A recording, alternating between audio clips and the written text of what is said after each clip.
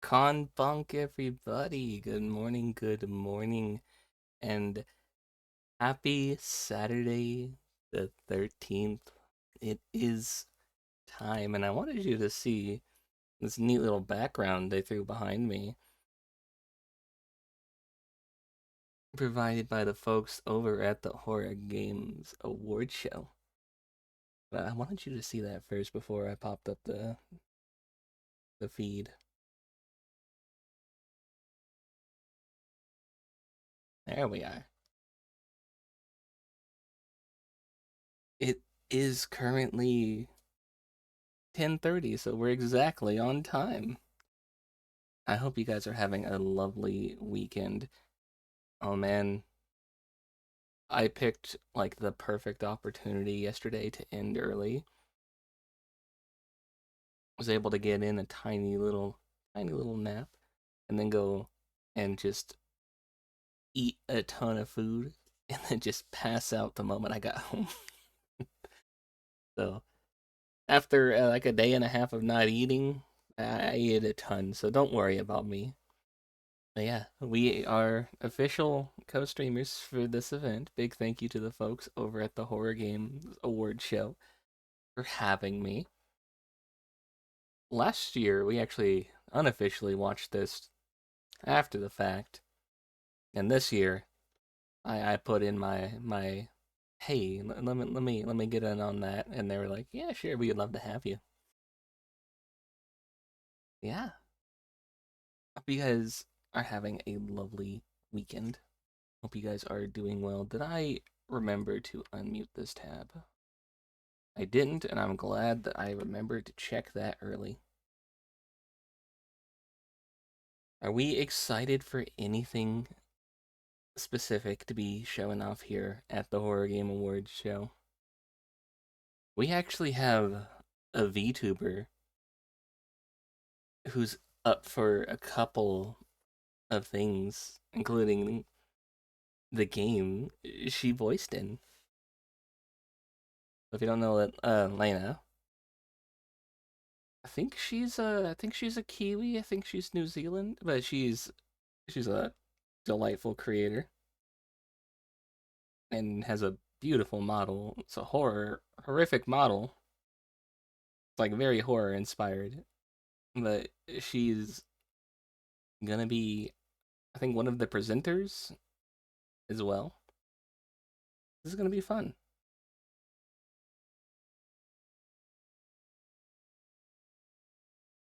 And I do have one other thing for you guys. I was given a trophy, and I want to share that with you guys. I don't have to. I don't have to give you guys anything. You guys don't need a trophy to know that you're already, the best chat, but ta-da, there you are. I put it in your box with you. You got your own little award like they're gonna be giving out on the show today.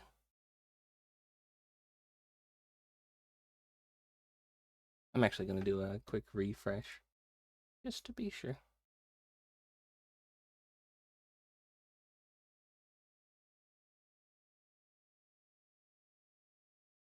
Because I can't not be paranoid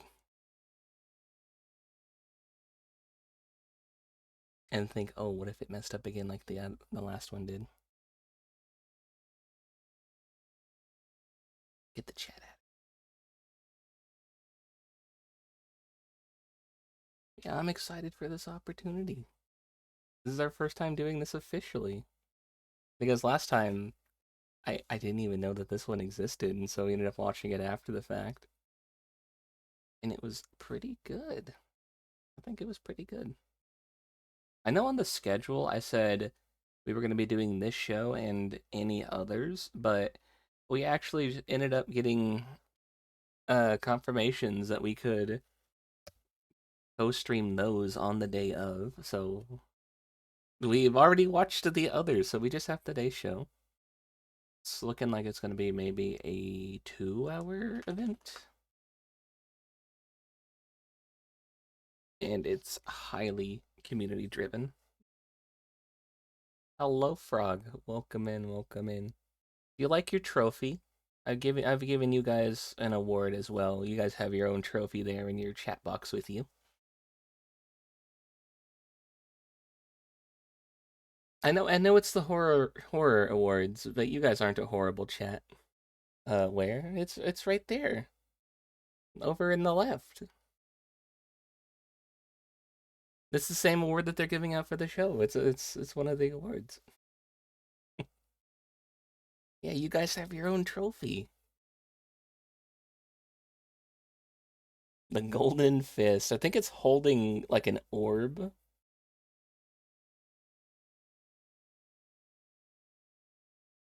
What do you mean by what do I mean by what? What, that you're not a horrible chat? I think you guys are a great chat. The best chat that I could ask for. I know some people who get bullied by their chat, like to the point where they need to make statements that are like, hey, this is enough. I've never had to do that with you guys. I think you guys keep things at like the perfect level of teasing without going into like actual mean. That's what I mean.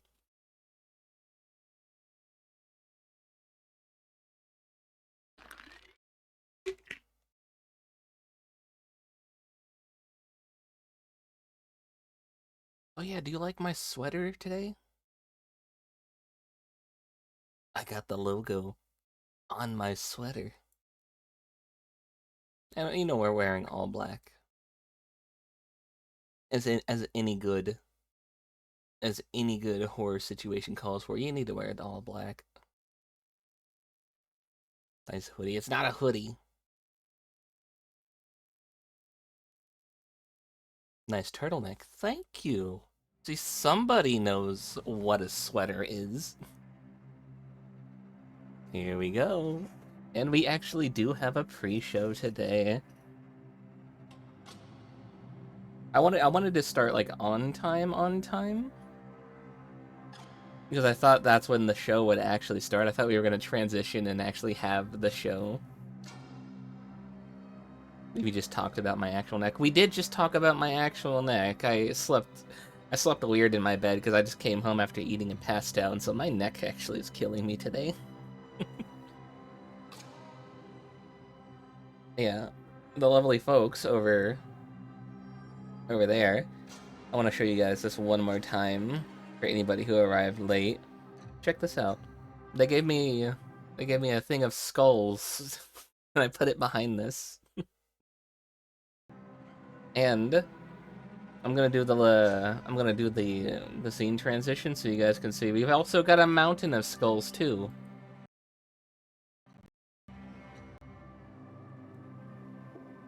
Isn't that great? Every time I do this, it just gives my entire OBS an encoder overload error. That's way too heavy. So I'm thankful we only got to use it for the one event.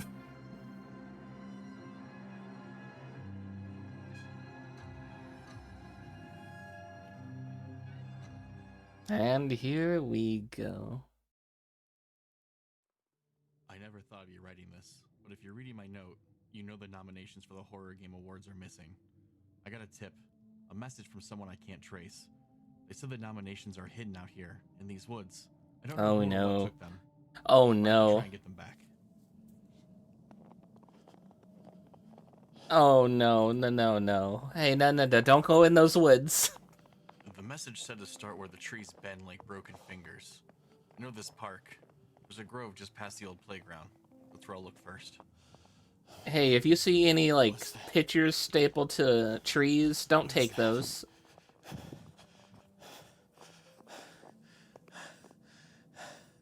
What the? Is this a nomination? Oh, found one. Nice. What was that?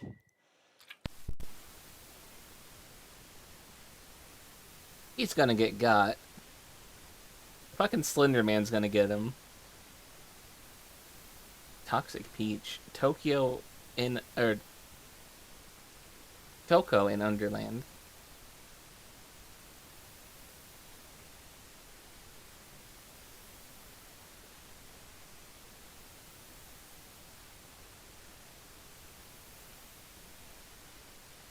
Yeah.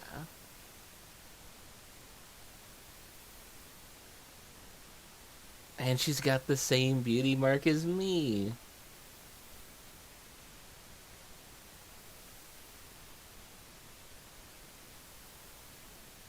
I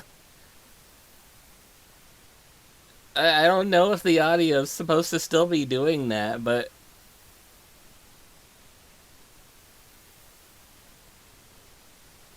is it supposed to still be just static?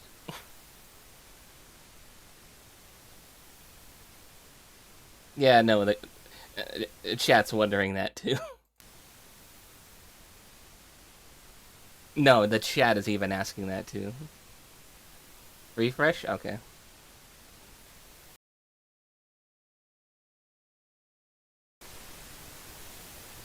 That was for the trailer. It's still doing this.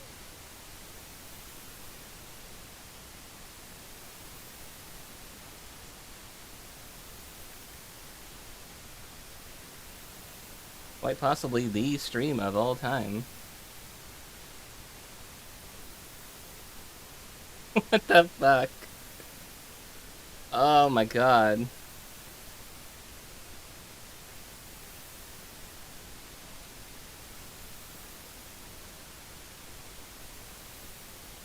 They are doing this voluntarily. But we're missing out on all the other things they planned.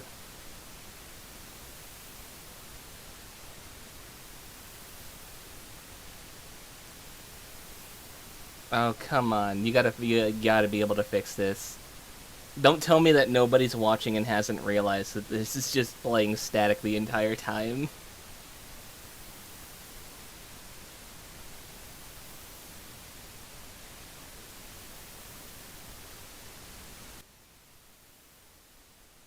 They're turning it down. Okay.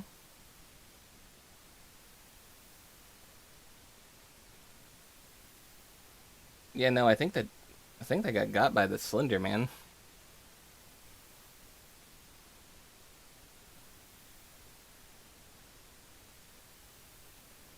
I would love to know what this game is. The Sinking City 2? I would love to hear the audio stuff. It is a small team of volunteers who are putting on the show. Not everything's gonna go right. I hope that they're willing to like replay the stuff as well. Void Martyrs. Ooh. Yeah, sorry about your ears.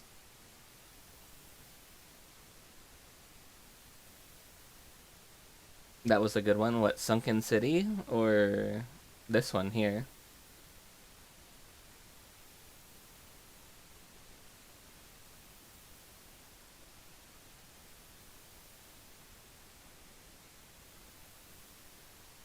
The first one was good. Ooh, okay then. You know, as a big fan of horror stuff, I would probably need to check that out then. Oh, hey, they fixed the static. And now there's nothing.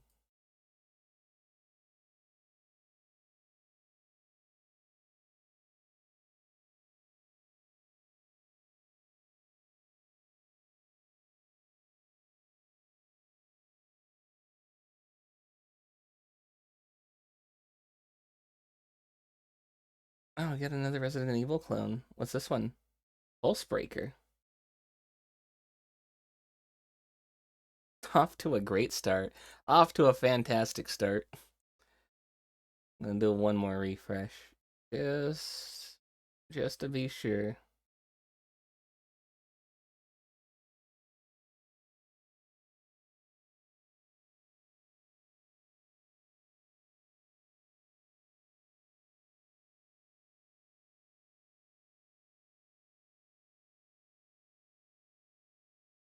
The static was actually soothing. Now we just have silence. Wait, wait, go away. Go away, chat. Not you, chat. Their chat.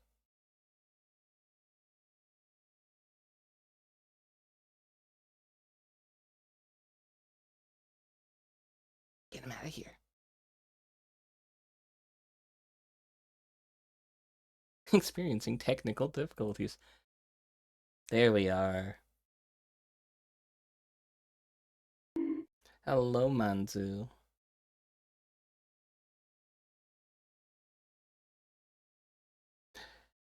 You're here just in time. Fix this. You have a badge. Come fix this.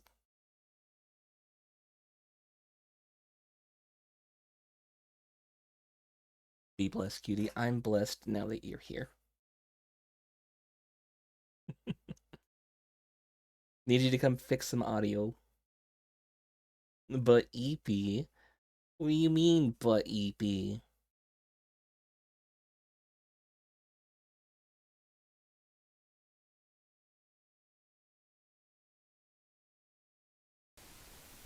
And we're back to static.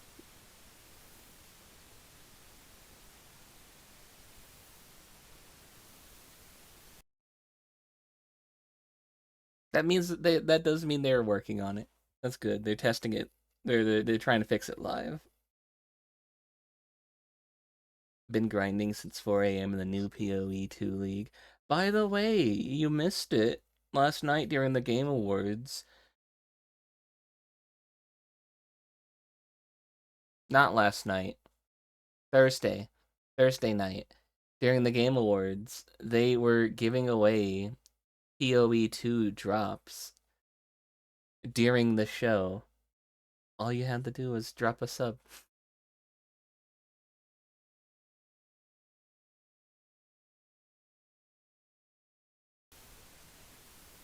But yeah, how's the league so far?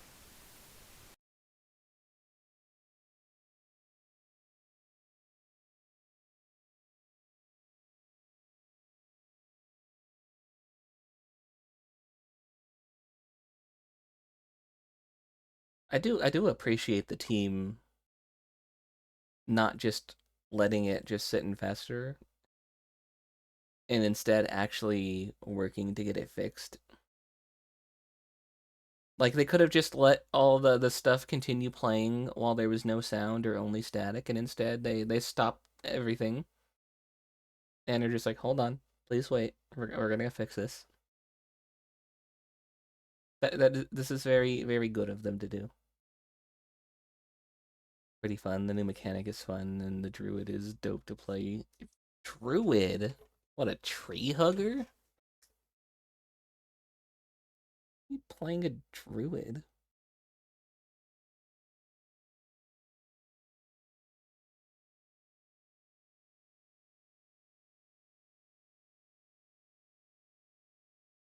I actually don't know what the druids in Path of Exile are like.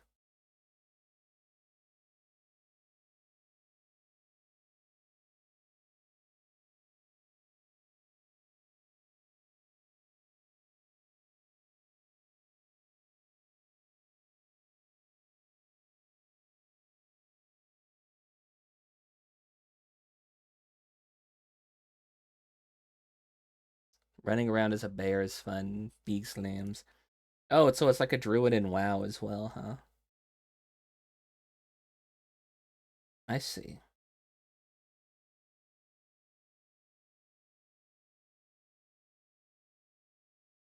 Because the druids in Warcraft could turn into a bear, a cat, a bird, and then like a fucked up looking like seal creature.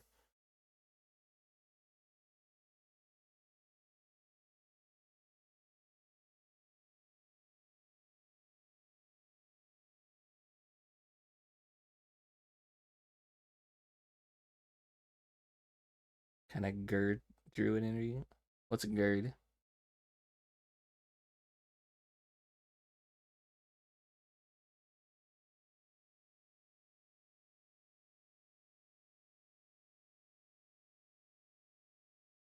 Trying to. Oh, Guardian Druid, yeah.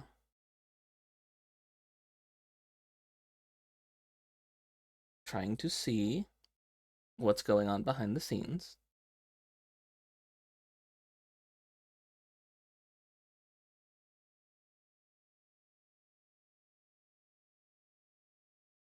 They are working on it. And we are still live. That's good.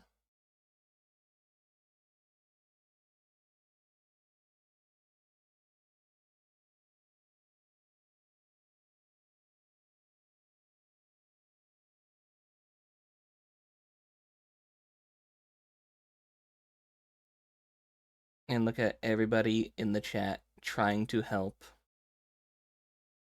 and actually being supportive. You love to see it.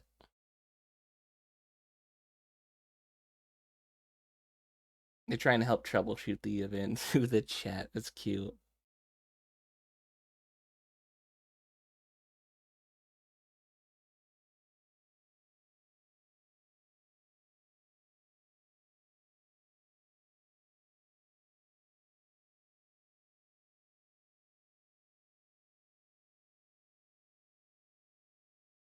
But yeah.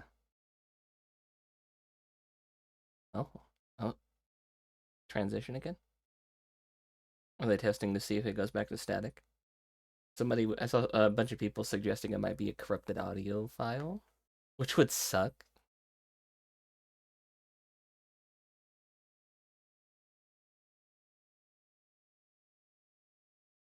You have to assume that they definitely like tested all of the footage they had like maybe like the night before or a couple of nights before, so it's got to be something recent that happened that they weren't accounted for. There's no way that they just didn't review anything until just now going live.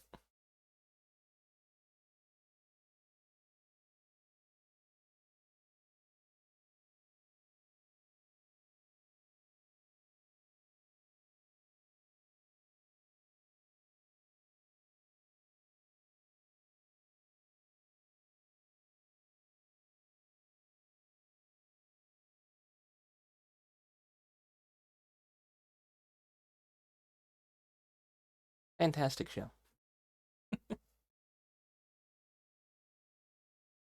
Boo, it's an isekai truck. Wow. Hello, Zuki. How you doing? We are currently experiencing technical difficulties, and the show is on hold while they fix it.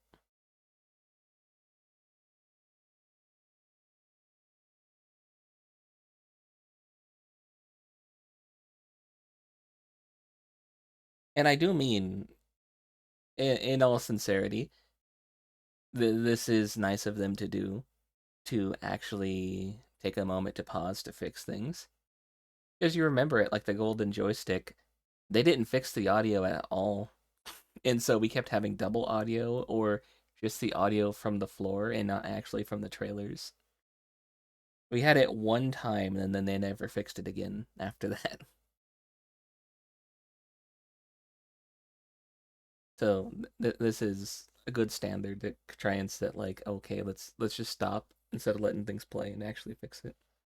What did I break? I didn't break anything. What do you mean? Buff Cowboy Hellhound Demon. Hey. Hey, hi.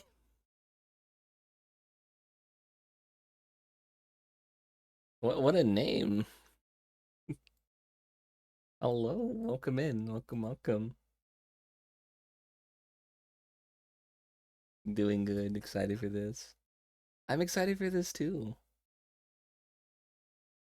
They're currently having some difficulties here, but they're working through it. And we're being patient. There's something going on with the audio. So why would you throw something at me? That was rude. Bad cookie.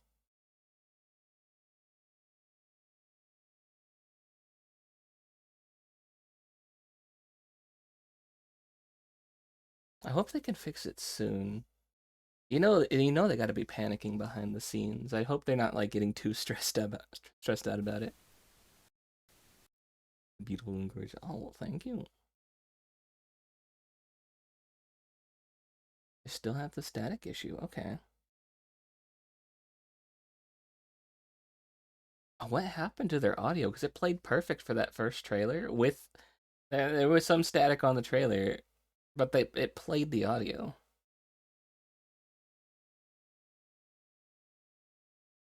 And then just nothing after that.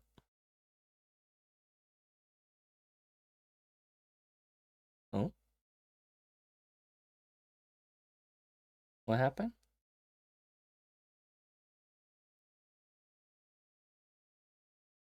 All black now? What happened? Hello, Gary.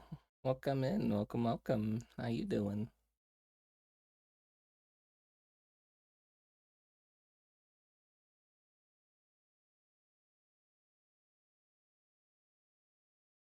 Good show. Yeah.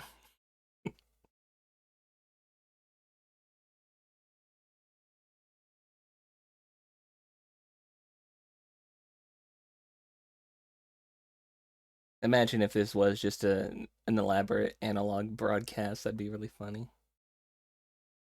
Huh? Huh?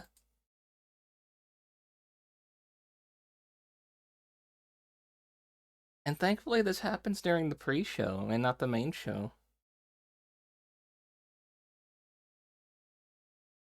I do want them to run the rest of the pre-show once they fix it. I want to see the trailers.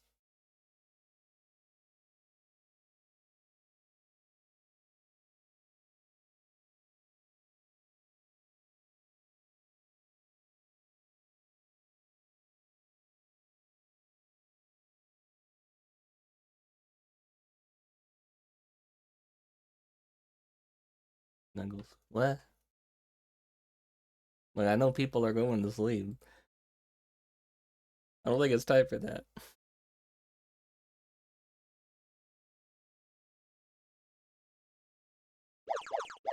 Well, thank you for the head pats.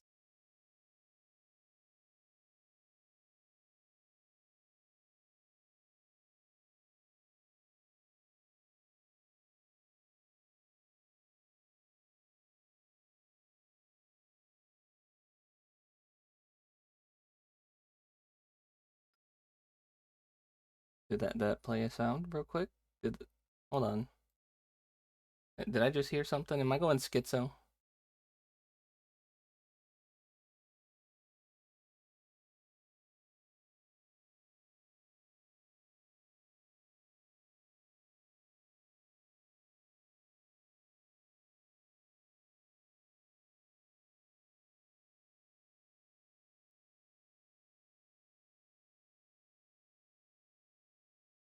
I think I might be schizo. I thought I heard something.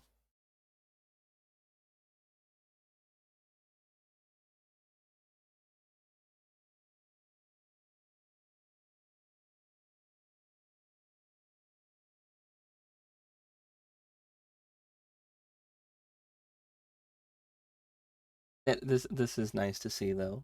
The supportive chat and then still people joking about it. Lost in the cold, more like lost in the technical difficulties.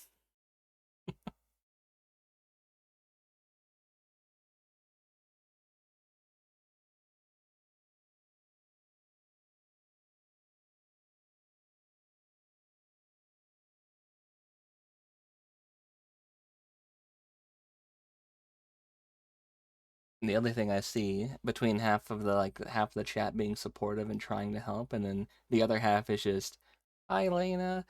Hey, we know you're watching. Hi, pay attention to us."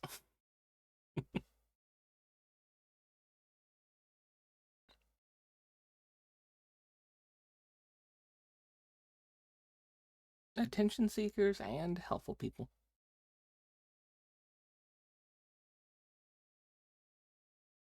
Maybe it was me. Maybe I did break it. Would it have been me?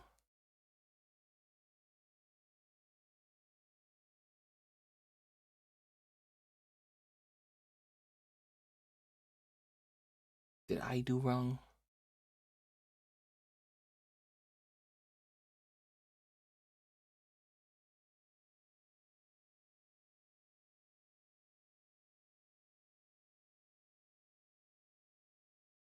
No, I don't think it was me. I don't think I did nothing wrong.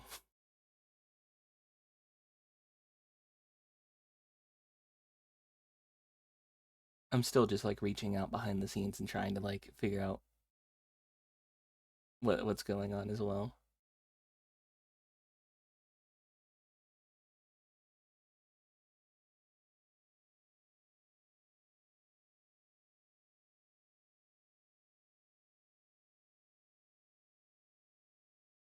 Hmm.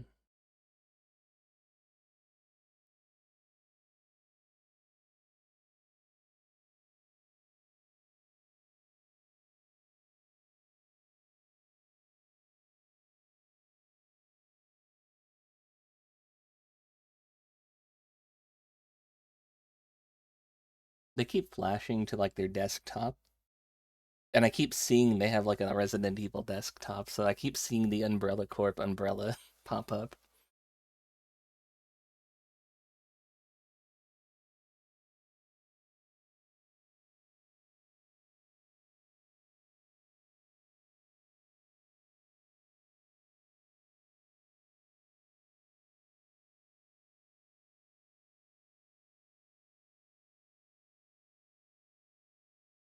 There's the gray bar again. It's almost fully loaded. Yeah, they're just rewinding it. Okay, good.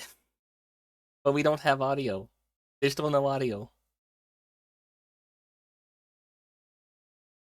Also, they didn't rewind it back to where they stopped, which means that they let that keep playing after the fact. Because we were halfway through this little gray bar.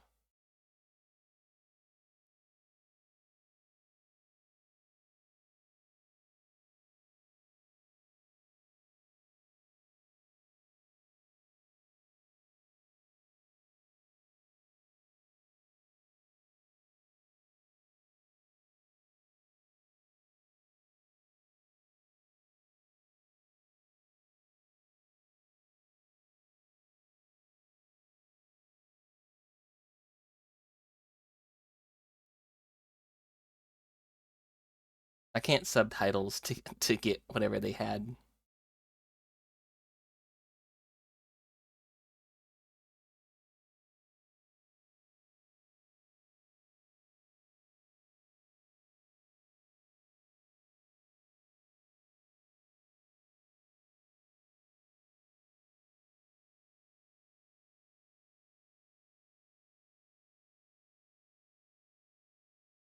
Dub him for us. He's saying like, "Hey, thanks for watching our show, and these trailers that we watched were spooky, weren't they? What a great pre-show. We hope you guys are getting ready for the main event."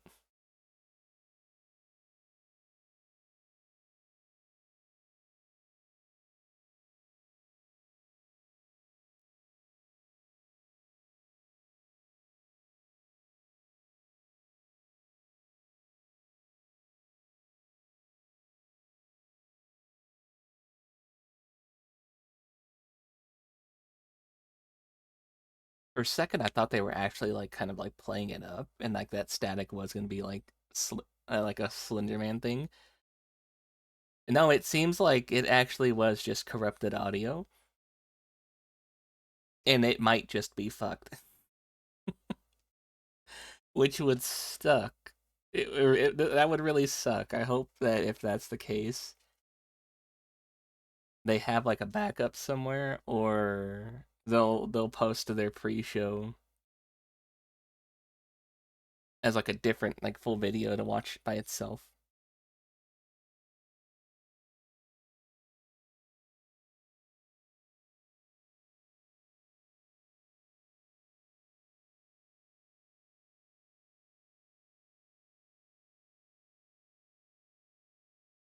Yeah, I am still EP.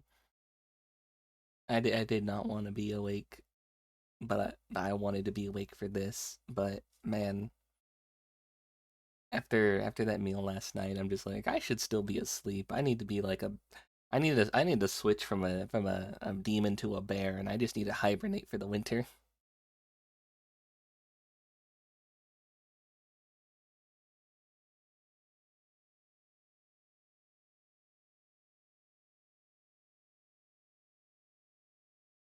Would you guys miss me if I did hibernate for the winter?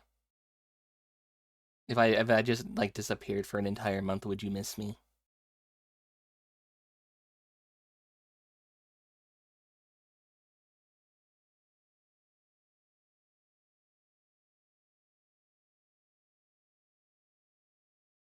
A bear. Yeah, a bear.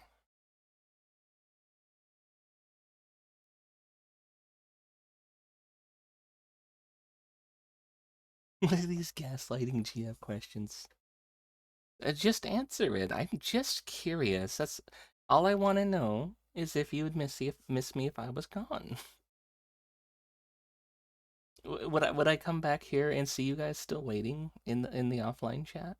Which people do wait in the offline chat. Would you still love me if I was a mushroom? That's a legitimate question. What if I did become a mushroom? Hey, I'm a VTuber. What if I did become a mushroom? Would you still love me? Hmm?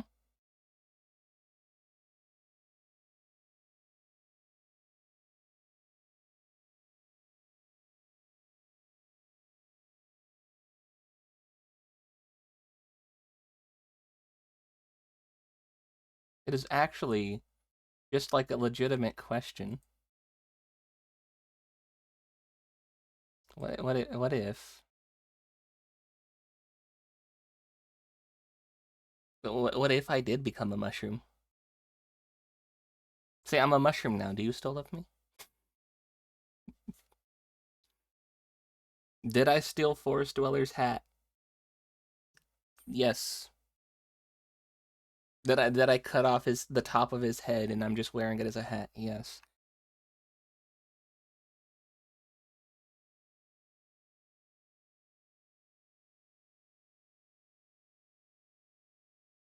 I'm going to pull out something different.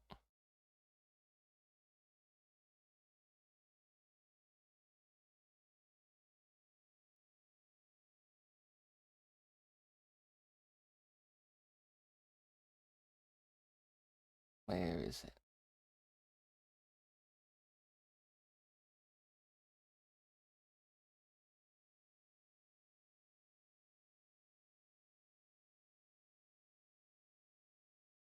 Because I know you guys still still love me if I drink the pilk. Hello, Bob. Come in. Welcome.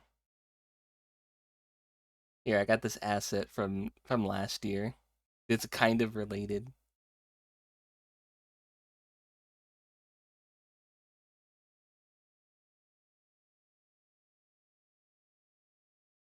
How about if I was a tree? Would you still love me if I was a tree? I like the tiny little hands and the feet. Watching some spooky games get awarded. Trying to.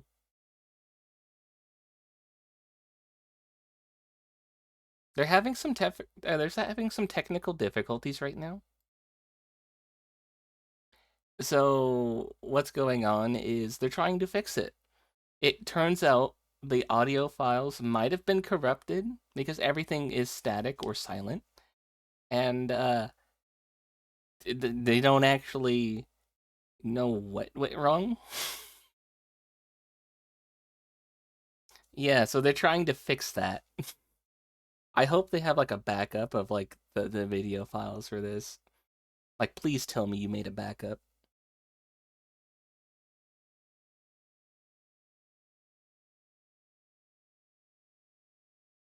I'm getting like continuous encoder overloads.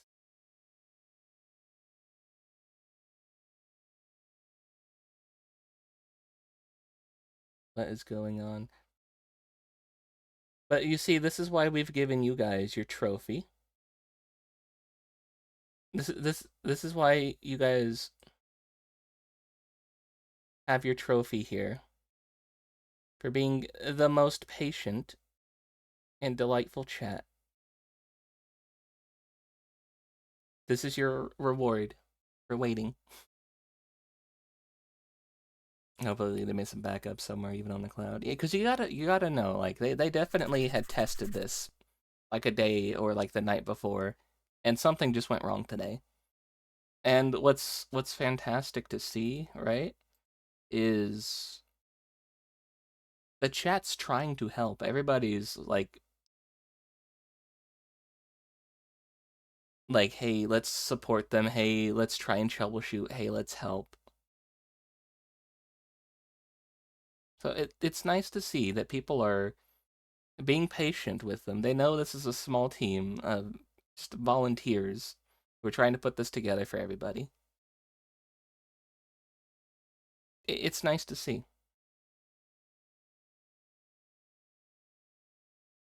Does it make for a very awkward stream of trying to co-stream this and then it's just nothing? you get nothing back when you ask, like, hey, what's going on? Hey, do you guys need help? A little bit, but that doesn't mean that we can't have some fun with it. Zuki, you drew Phelps on me. When did you learn to draw Phelps like that?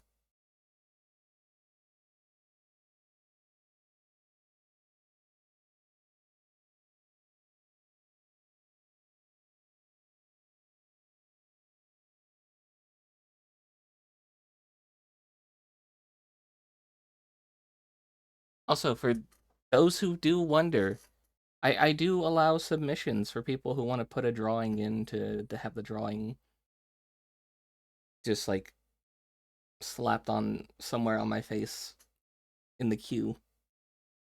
That's how the Phelps one got in there. Is actually Happy Little Worm and drew that one and submitted it and was just like, hey, put this in your drawing thing. And I was like, okay, sure. Huh? We finally got audio. It sounds like the main hall.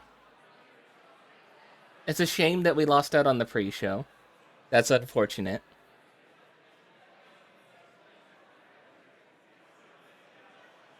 But persevered. And speaking of Happy Little Worm, hello, Happy and Balgon and Raiders. Hello. You're just in time for us to get audio back.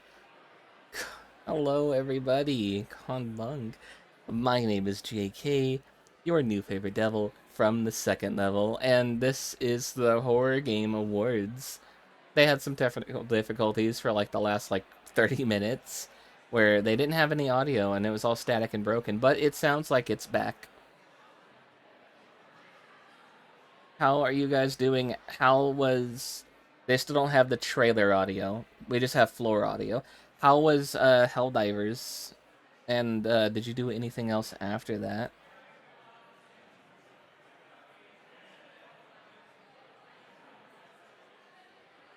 Elden Ring. Okay, how was Night Rain?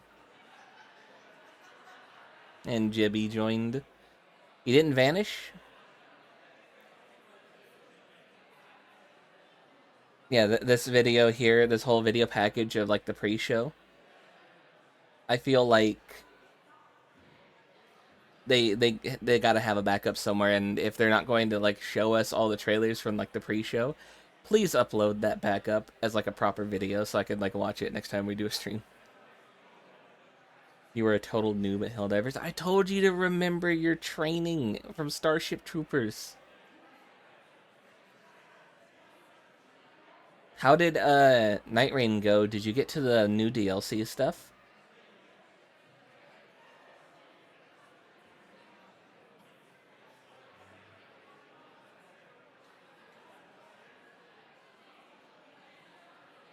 $30 months. Didn't you do that yesterday? Or no, on Thursday? Stream Elements, you're like way behind. Oh, no, it's playing audio. It's just, they're only able to capture it from the floor, I guess?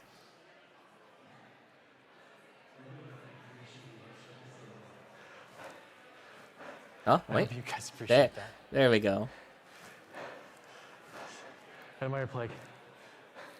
Signing off. So they just skipped all the trailers and stuff, and skipped to the end where he's already collected all the nominees. The audience is hearing this.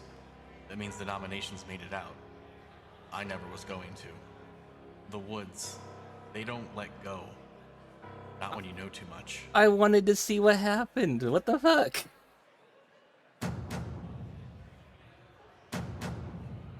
Show starting officially now. Or not, never mind. We're back to the error screen.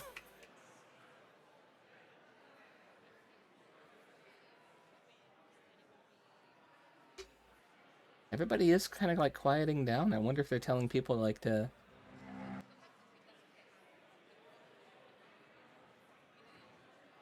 I would be totally fine if they played the pre-show again. I saw that starting soon screen.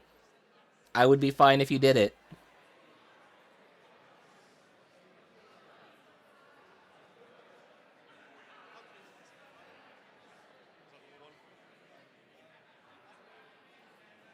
The real horror is no backups. The real horror is day of, minute of, everything goes wrong. By the way, we switched over to our Christmas-themed emotes. So as you can see, the Giga Chad is a Santa.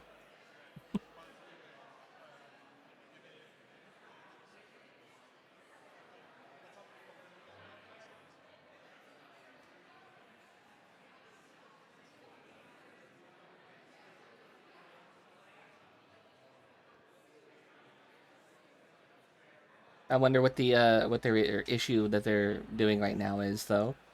Because we got the audio back. I wonder if they're just, like, debating whether or not they should play the pre-show again. Because we only got the first trailer, and then it all just went to shit.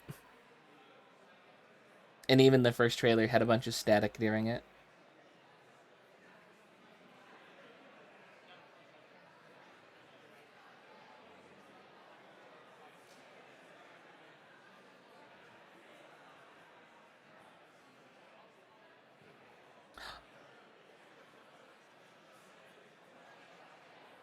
You're okay with them starting over, too? I would be entirely okay with them starting over.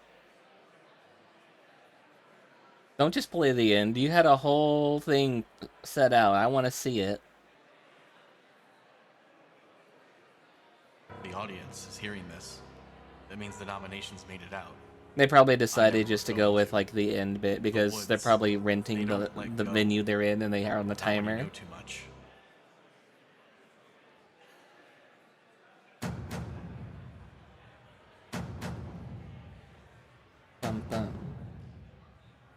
Which, if they are on like a time limit for the venue they're in, it's understandable.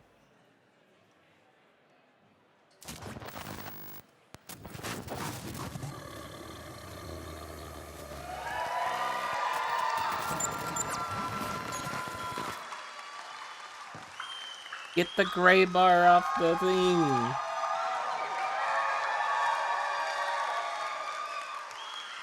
We're finally starting. Batch.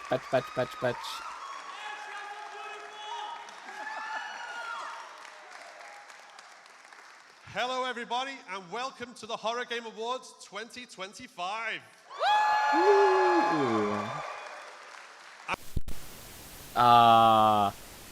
God damn it, it's doing it again. No.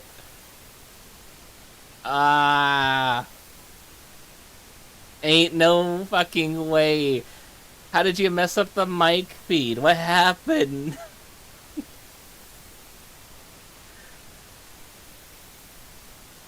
How? How?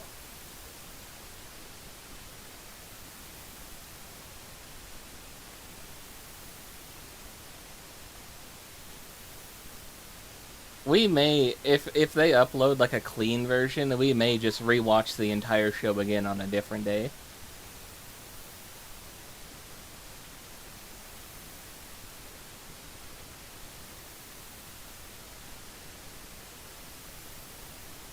There's gotta be somebody like standing at the wires and like they had to have bumped something. That's gotta be the case. There's somebody who was standing next to like a wire and bumped something and they just locked up again. Hopefully they're locally recording. I hope so. I do wish more things in the future, if you are an official person, would give you like a live feed. Kind of like how the Streamer Awards did for us whenever we did that. We had the direct feed. Versus what people were watching on Twitch and YouTube. Or just Twitch, sorry. And now we have no audio.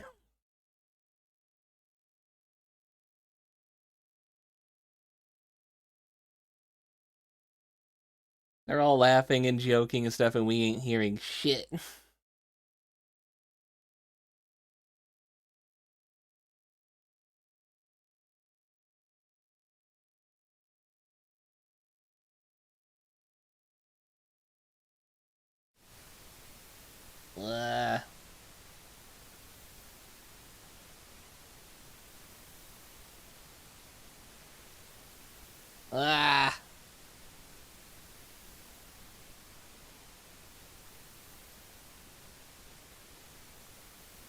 Bruh.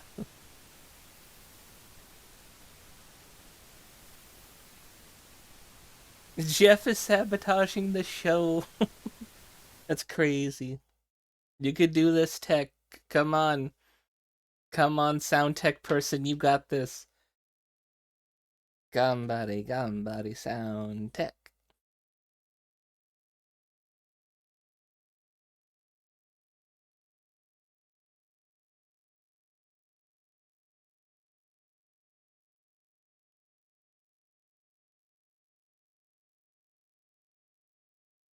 It is a shame to have so many issues happening day of. We even have a presenter. They're bringing up a presenter.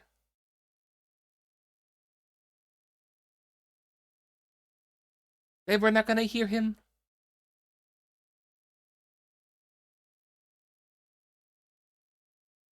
Sound guy, please.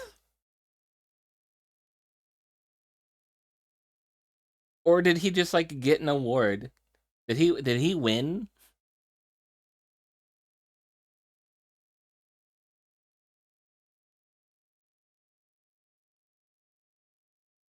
What's going on?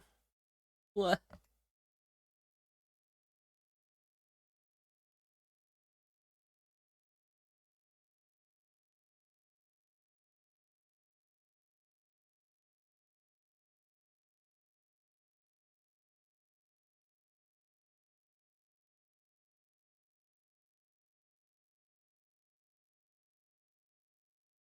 can't believe that guy just shouted Zuki out either. What the? Oh, hey, he just shouted me out. And everybody clapped. They didn't clap when Zuki was shouted out. They just all grabbed their cups of milk.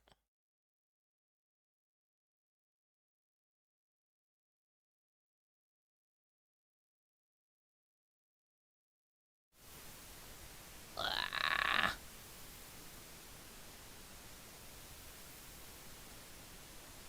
Look, if we're gonna have static at a horror game, at a horror event, let the chick crawl out of my computer screen and just kill me. That'd be fantastic.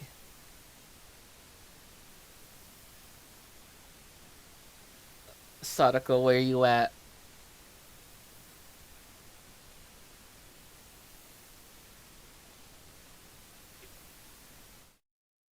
Hi, Markiplier.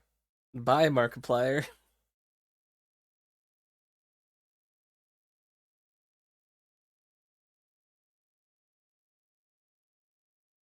Content Creator of the Year. Big Gaming 64. Queso.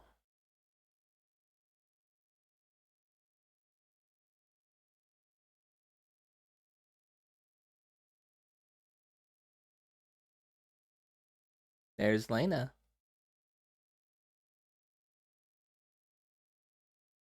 Which I did vote for Lena on like everything she was on. And we have Markiplier. Some stiff competition.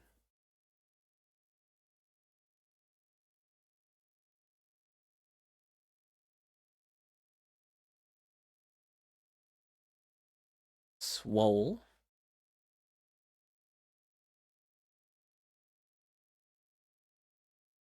I love the color of his tank top. Like a lavender purple. And the winner of Content Creator of the Year is...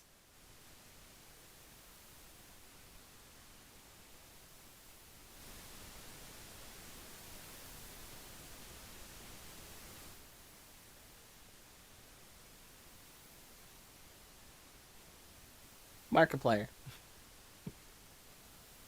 That was perfectly timed. I opened my mouth and static started playing again.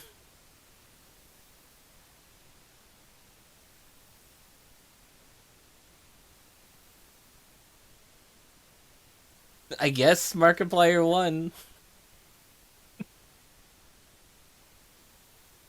I guess.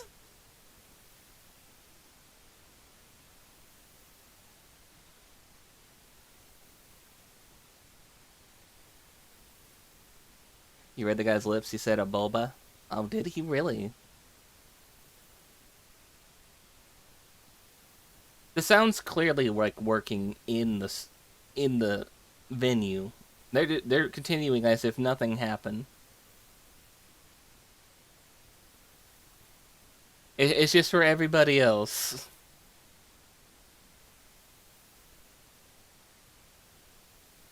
I'm gonna look outside if the sound doesn't come. No, don't look outside. Yeah, no,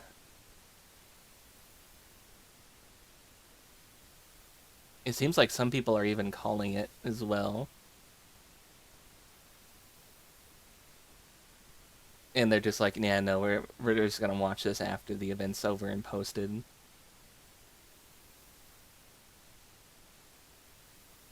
The Bagman by Bad Tasty. I'm friends with a Bagman.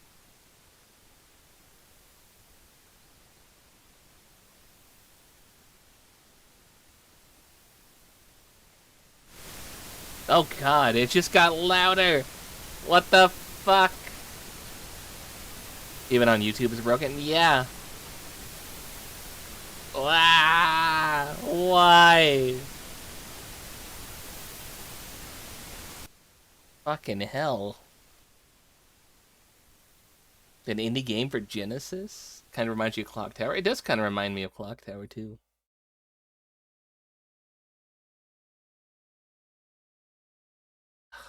Jeez.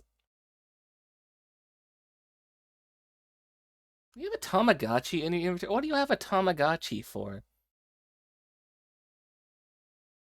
What are you doing with that thing? Did you even feed it? Oh, he looks friendly enough. What do you think's in his beef case? I mean briefcase. What do you think's in there?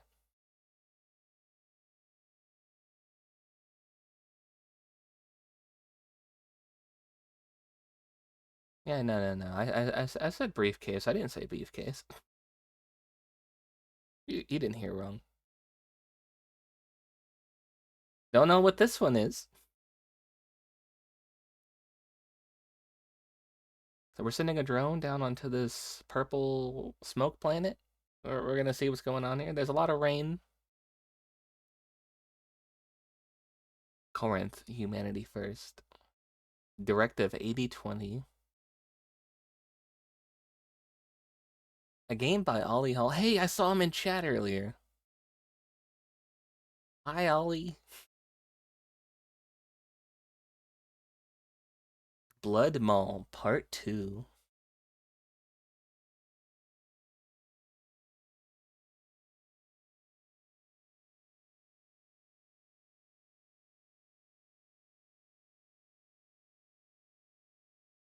So, got kind of like a Chillas vibe to it, or like a what was that one game I played?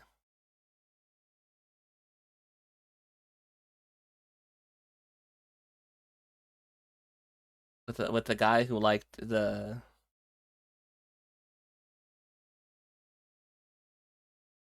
or used to like the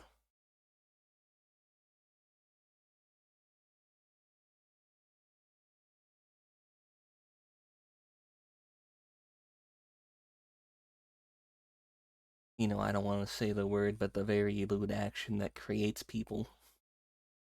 It looks similar in graphics to that game.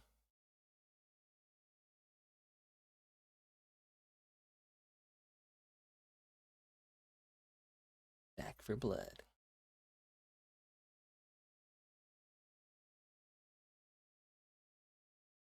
Why are dinosaurs in the mall? I didn't play part 1. Why were dinosaurs in the Blood Mall? Ooh. The Florist. Any relation to the Forest? Like we have a puzzle game. Survival. Survival horror with puzzle aspects.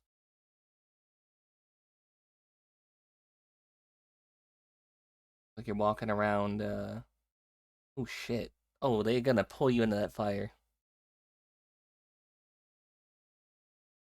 Kind of reminds me of like Resident Evil-ish in a way, with the hard cam.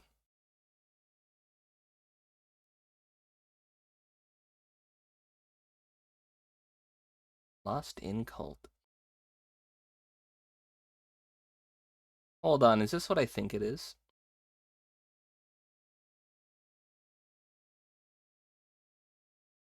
Are we getting more World of Horror content? What the?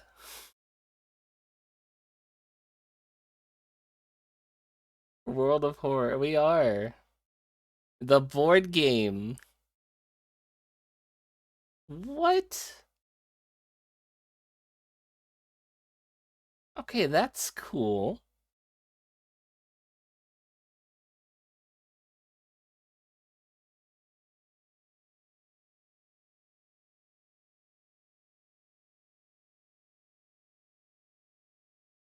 Did they just give up on the sound, by the way? Or are they still trying to fix it?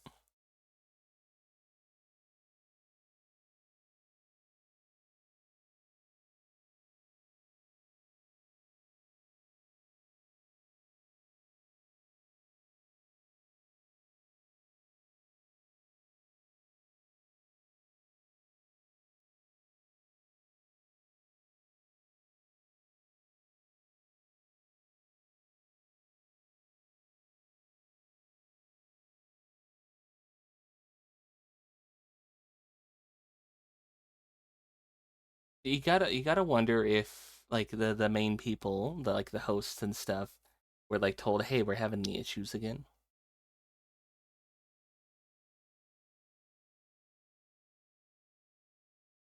And we've cut to black and green. There we are. Now they're flashing the screen.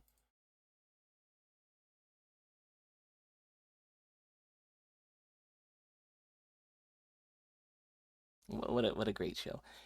From what I read, by the way, this is their first time doing this live. I guess last time they just recorded it, and that is how we watched it last time, was just a video. Apparently, this is their first time doing it live. So, props to them that trying to fix things as they go. It's their first year doing it, period. No, it's not. We watched a horror award show last year, too.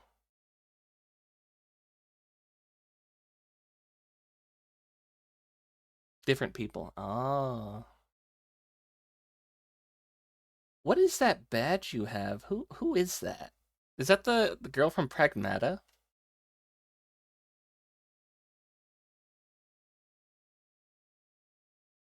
Yeah. How the hell did you get that? I want that. Zuki, give me your badge.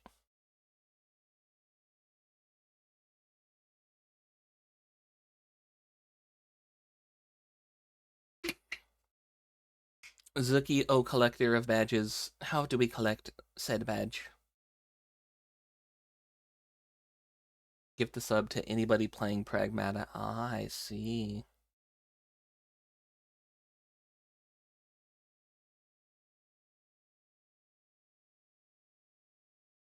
You just gift the sub to your own channel.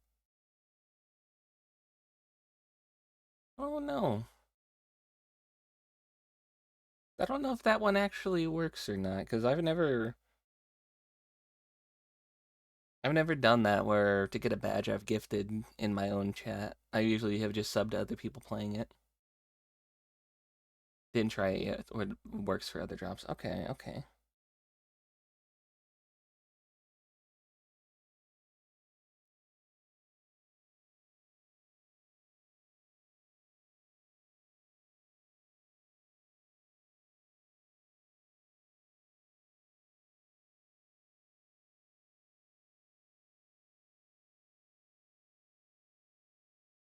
I'm going to, while they're doing their technical difficulties, I'm going to plug my phone up to charge. Waiting. I know we're waiting. I'm going to plug my phone up to charge. I'm on 1%.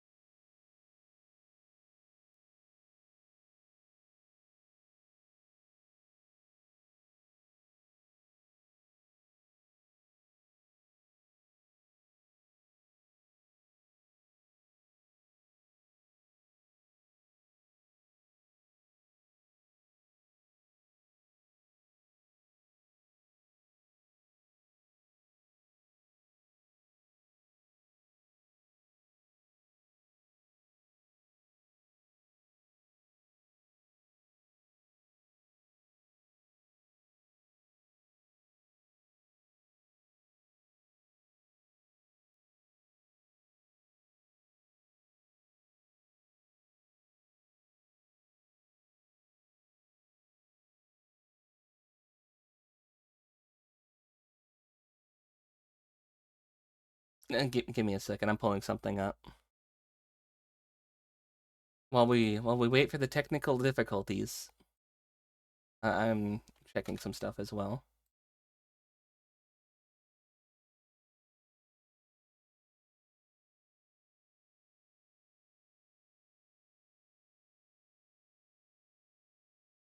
Take a look at what my bratty little sibling fucking made for me.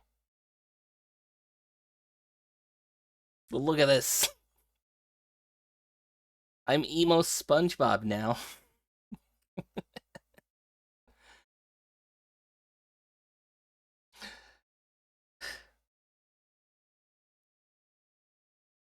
Rin was just like, are you like emo? And I'm like, dude, my color scheme is red and black. What the fuck do you think? And they're like, oh my god, how did I never see it before? They made this edit off an emo SpongeBob. It's really funny.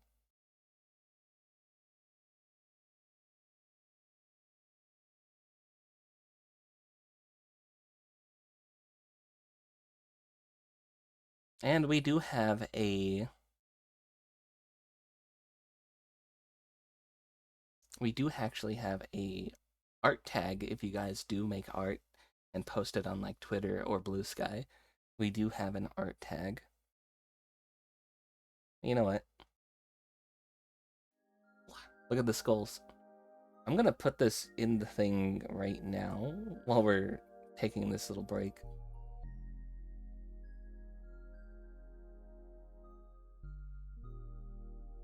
And let me put in this emo SpongeBob into the thing. And that's the art tag right there in the top left.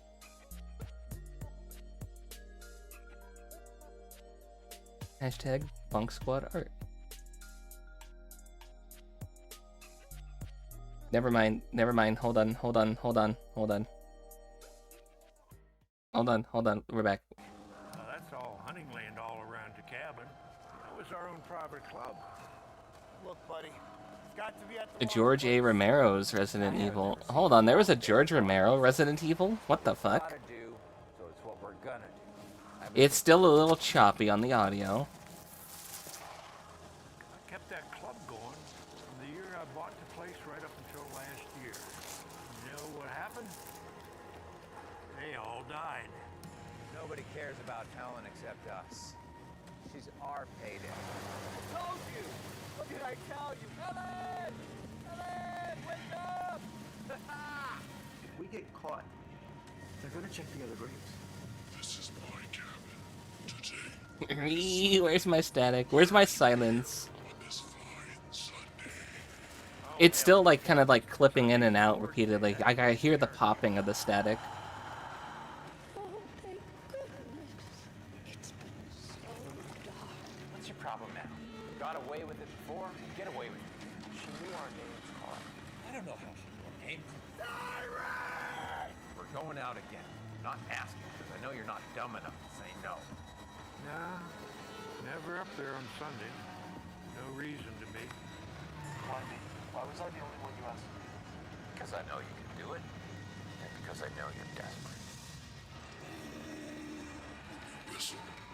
We would all whistle to pass the time. And I could do it the best. Whistle to the maples we would.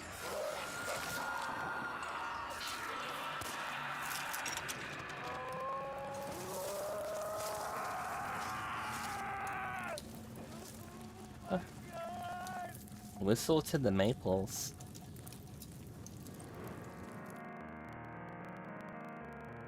Tell me you don't hear that popping static. Anyway, we got Faith.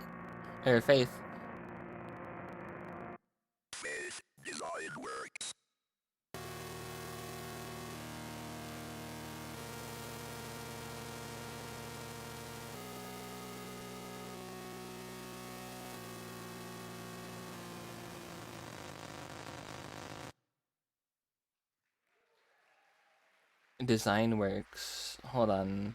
What?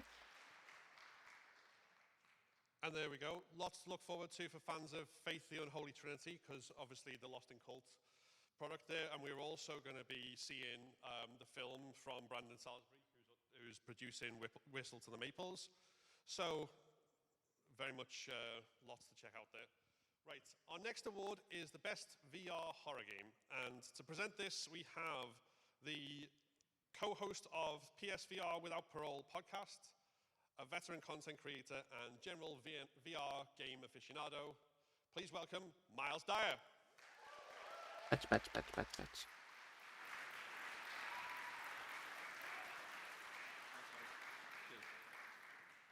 How we doing, everyone? Doing good? We're doing fine now that we can hear.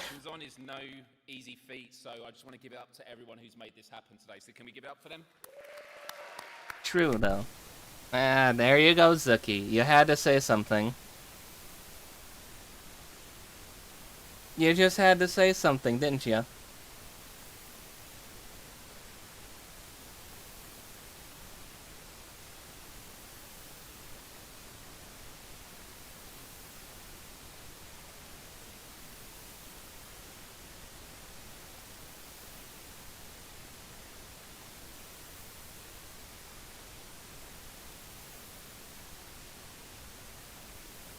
You bit the cables?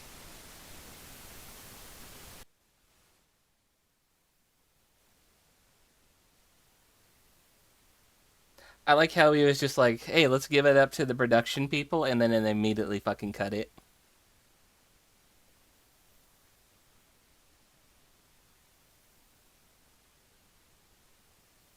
How does this keep happening?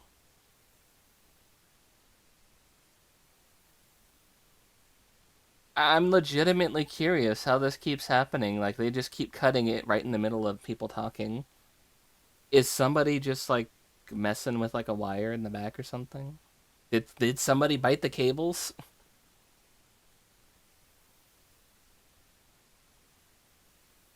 Alien VR game. Hey, Phelps, when are we playing that one? You wanna play Aliens VR? Lost in Midnight. I did vote for this. Yeah, VR. You don't want to run away from the Xenomorphs in VR? You don't have? Oh, get it.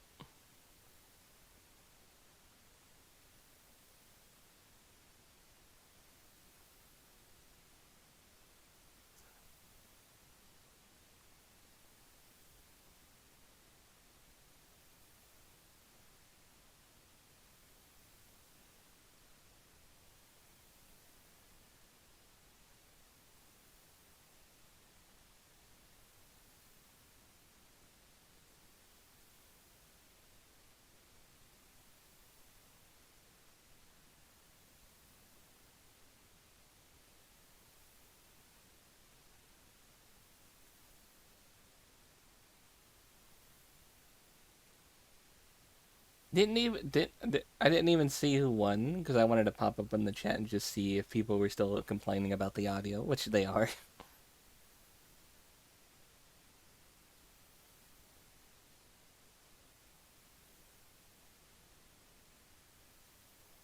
It's a shame to be running into so many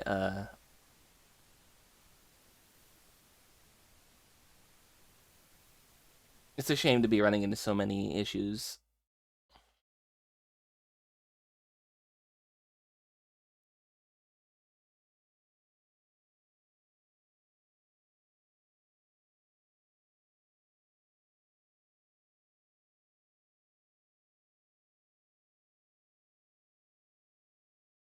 You won. You won best VR game?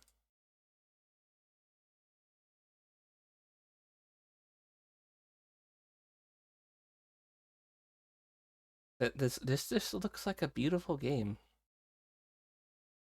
It's nice claymation, the Midnight Walk. It's fantastic looking. I really would love to play this one.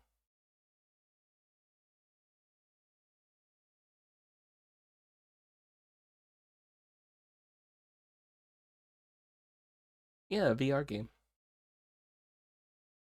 World premiere.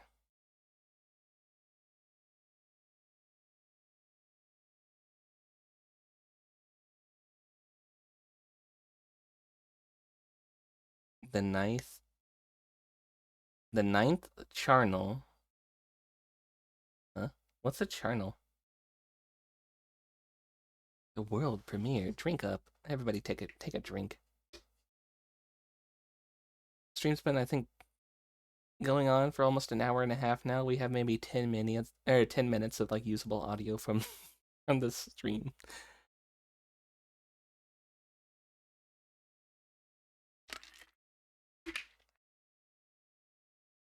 This is really comical to me. I love it when horror gets campy, and so far this whole thing's been campy.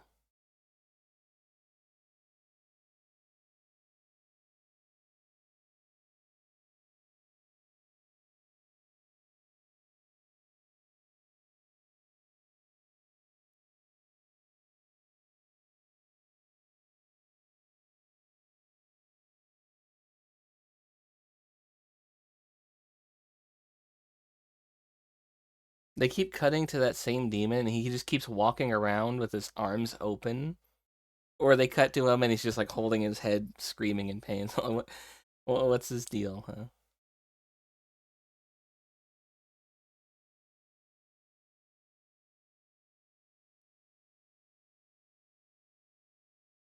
AG, or it's Agni, Village of Calamity.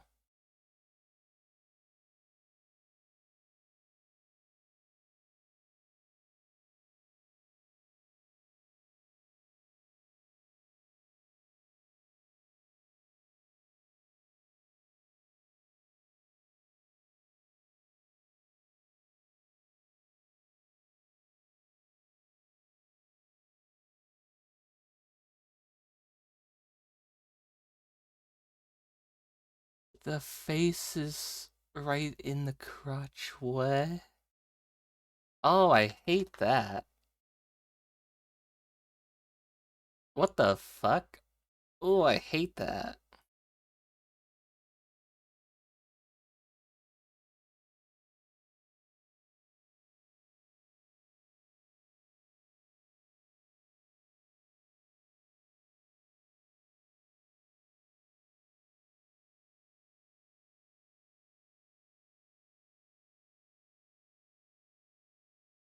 Talk to the dick.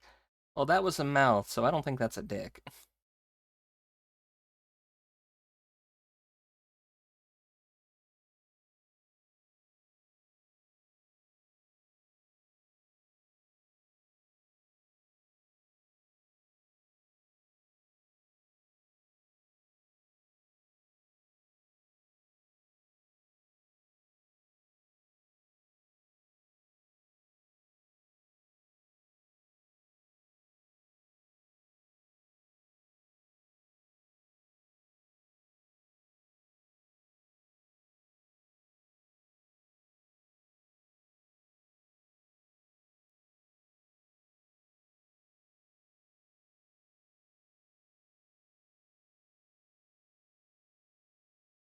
And this is crazy. Such a wild show. We are getting so many like lore drops and reveals.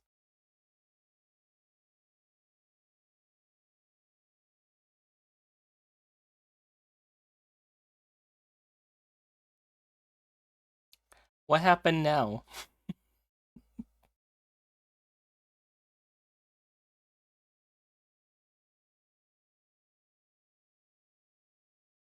What happened now?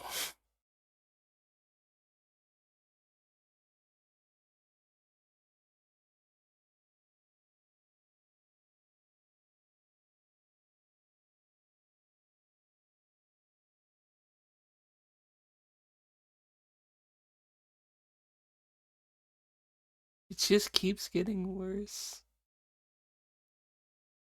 Again, again. They are putting on their first live thing.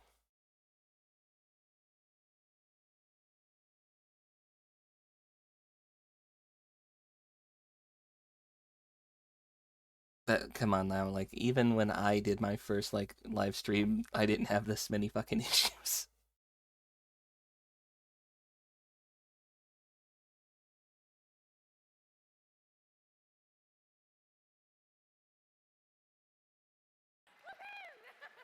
Woohoo!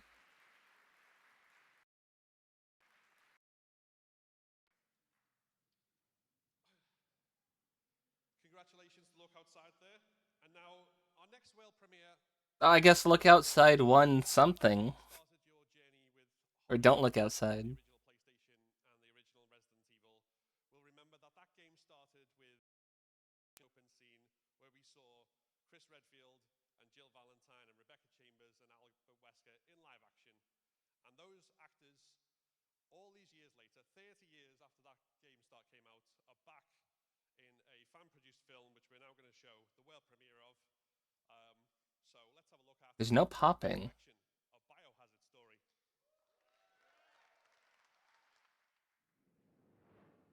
World premiere. There's a little bit of a hiss, though. Since we entered the survival horror with Resident Evil. The FMV cutscenes seared into our And they got the actors from these FMV cutscenes to do a movie. for the franchise.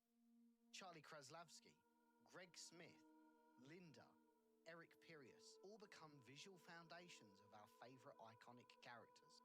After the success of The Keeper's Diary, a Biohazard story, a short fan film inspired by our favorite franchise, we set our sights on something bigger. And after a $250,000 crowdfund campaign to create a limited fan series set in modern times with the original cast. Ladies and gentlemen, Alright, Horror cool, Games, cool. it is my honor and privilege to It's give very you low a close volume. look at Ah, Resident that's full volume. I think it's just their side.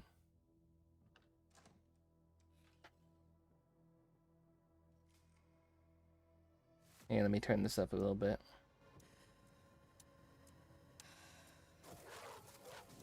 I've turned that almost up to the same level as my mic.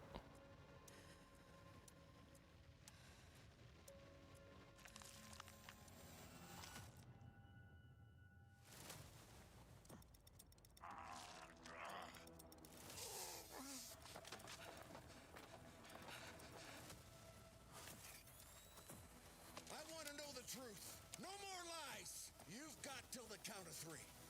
The prodigal children return.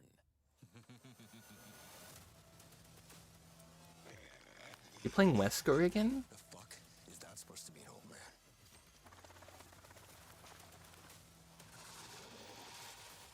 The big ass snake, oh no.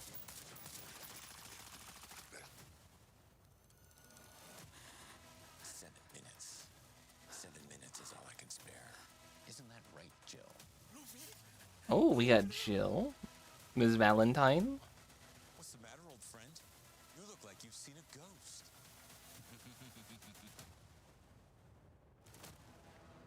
Resurrection. A Biohazard story. And it's premiering on a YouTube channel, so it's gonna be like a B-movie.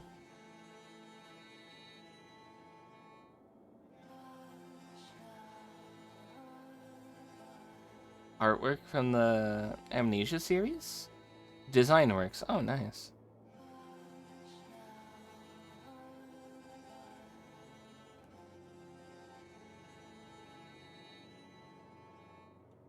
We also got a design works thing for Faith the Unholy Trinity earlier, too.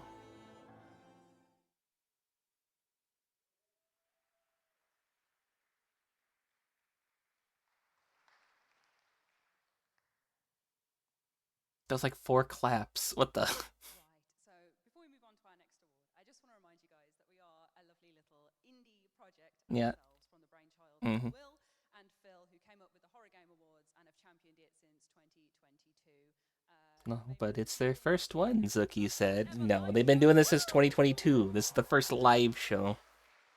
But it is all in the spirit of the horror genre, of experimentation, of SMH, Zuki Wookie, lying. together. So thank you guys for being here. Thank you guys for supporting us.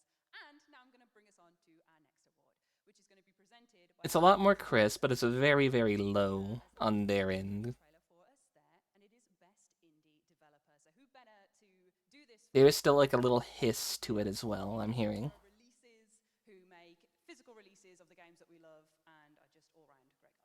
So please come on up, Ben. The hiss is getting louder. So they might have turned up the volume. Thank you so much. They definitely did. Are you enjoying the Horror Game Awards? Yes! Woo. It's an incredible show. It's an honor to be involved. It's been fantastic so I far. hope you're enjoying all these amazing announcements. I hope you're enjoying the bar. I hope you're enjoying the canapes, I must say, are particularly good. And they will be rare as hen's teeth by the end of the night. We'll be using them as currency like cigarettes in prison. So get those now. Horror is so important to us at Lost in Coal. It's something that we've gravitated towards since we began 5 or so years ago.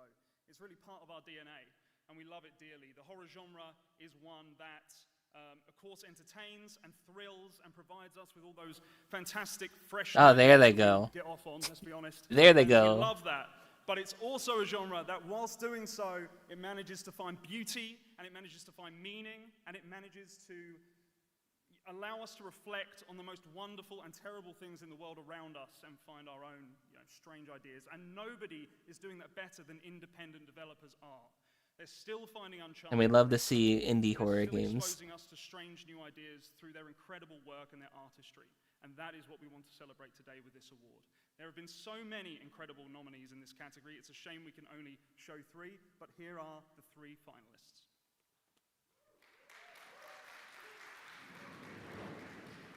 Here are our finalists.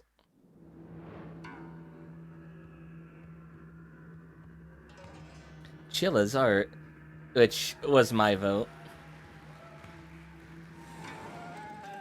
Chilla definitely deserves it.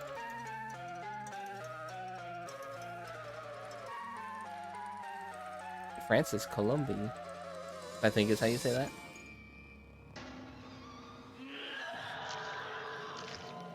Black-Eyed Priest.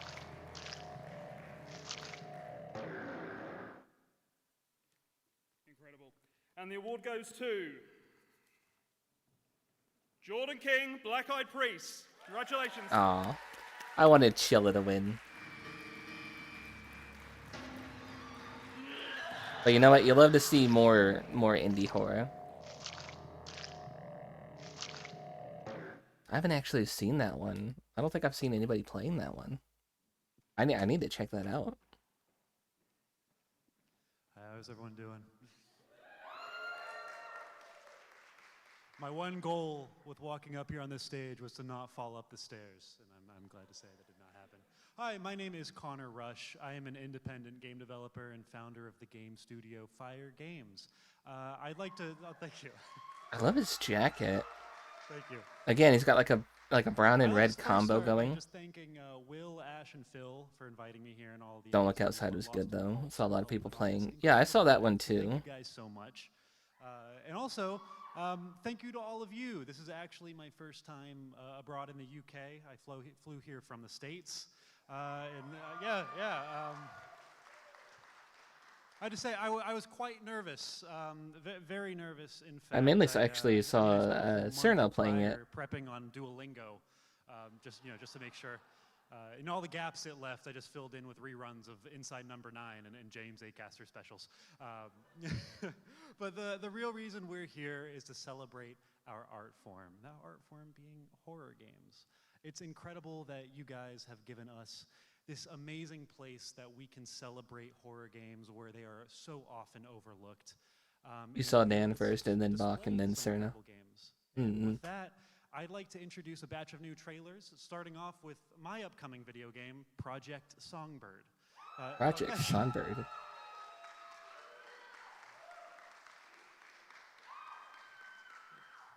Project Songbird is very heavily inspired by the works of David Lynch and Robert Eggers. It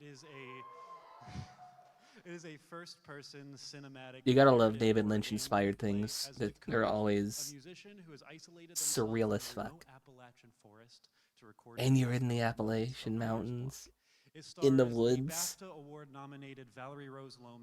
What's wrong with you? Why would you do that? Why would you go out there? There's a free demo to download right now, and it is available to wishlist on Steam, PlayStation, and Xbox. Without further ado, that and many more trailers. Thank you.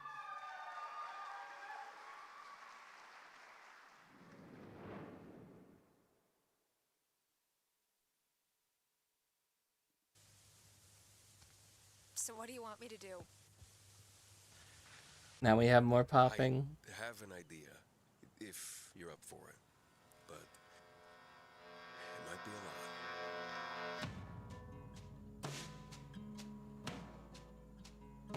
lot. So, my friend Don has this log cabin about 2.5 hours south down in West Virginia. I've heard a lot of stories of musicians retreating away for a bit to get out of their element. And these guys come out of it having written the best music of their lives. I just thought that if You're gonna get taken by a fucking skinwalker. directions and give the guy notice that you could be staying all next month. some kind of mountain hillbilly cannibal is gonna get your ass being out there. Don't go to the Appalachian Mountains, especially don't go out there in the woods at night. Neon Songbird album.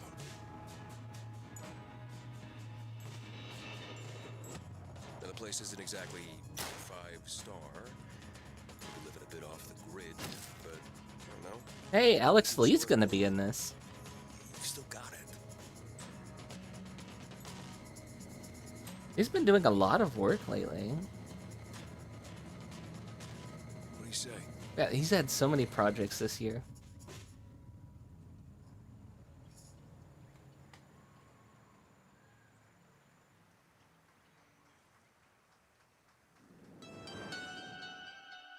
Oh. Progress can be ugly. At Corinth, our focus has always been the same. Oh, we're replaying the Corinth trailer. Humanity forwards. To move forwards, we have to look at where we are. Sometimes the reality is ugly. Not everyone wants to admit that. But we have been in this business for centuries, and we're only just getting started. Corinth. Humanity first. Bum, bum, bum. That little note riff there, that dun dun dun, made me for a second think that we were getting like another Halloween game trailer.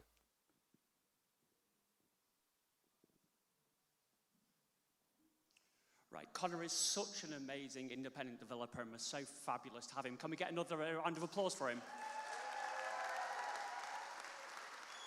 Patch, patch, patch, patch, patch. Yeah, we're so honoured and proud as the Horror Game Awards to spotlight all the creators of every size, from the solo developers to the biggest AAAs. So now, let's move on and present the award for Best Developer. And for doing so, the person doing it will be Susie Hunter. Hey, Susie!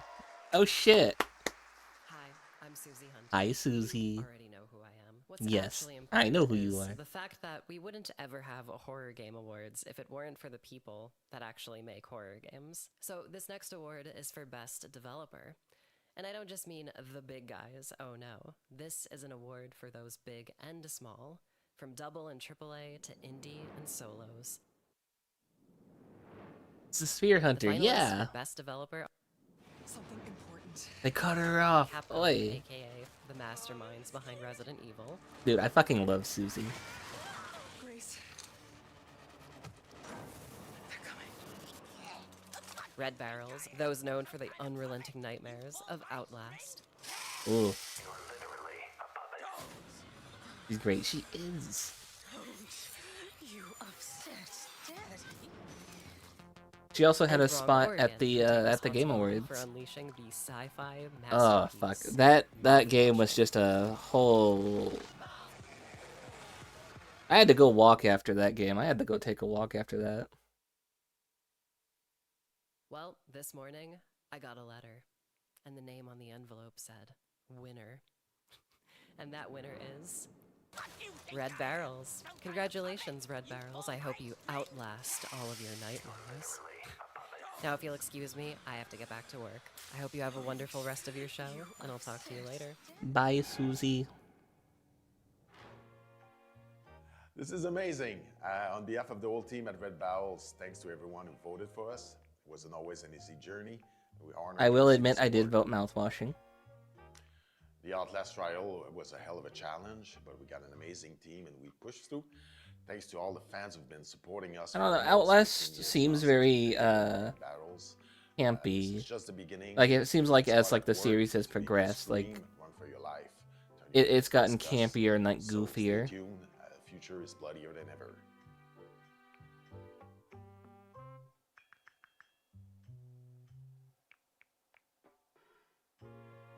And I Once get again, it. You're thanks like to like everyone. Congrats to all supposed the to be nominees. investigating like a psych ward, so it's going to be a little weird.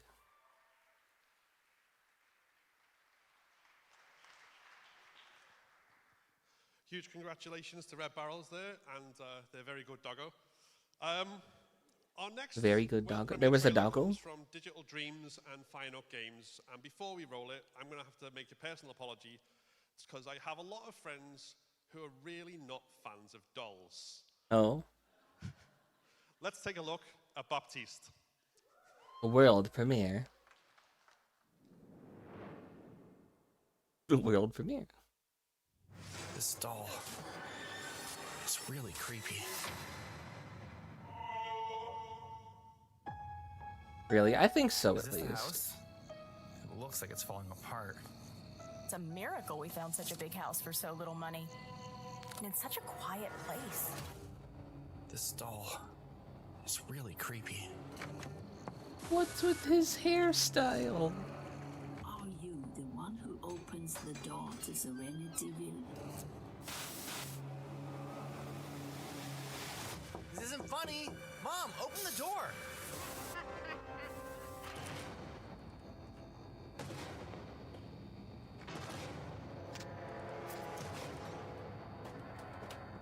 Calm down. Breathe. What did we do to the doll? What did we do to the doll? Why is it attacking us? Why is it doing this? Is it jealous because we're a real boy?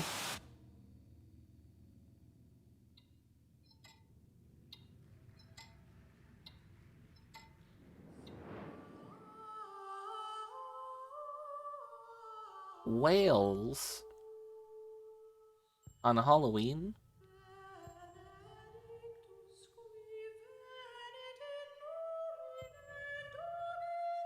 It's a remaster?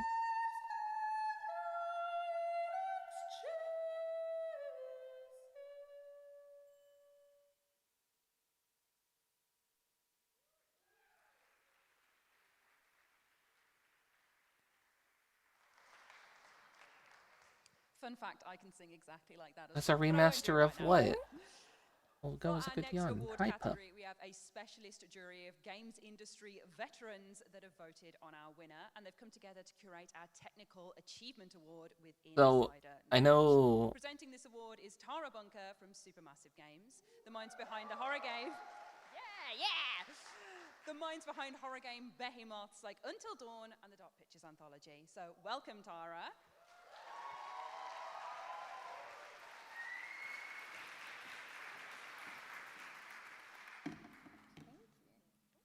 I know we have multiple panels of judges. I've had the pleasure of working across a number of amazing titles in horror gaming, like The Quarry, Little Nightmares 3, which has been nominated tonight, and the upcoming Directive 8020.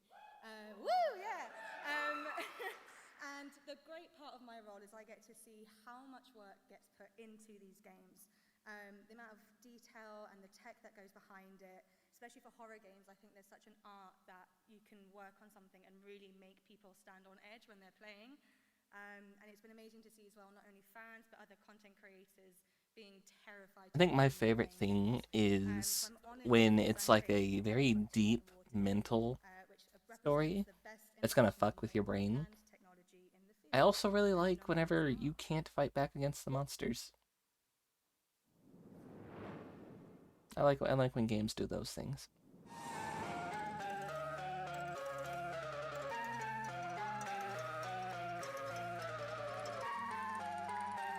The nominees are Look Outside,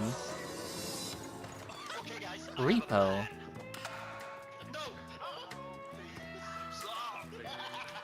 No, Michael, don't get involved in this. Give it to me. No. Silent Hill, F.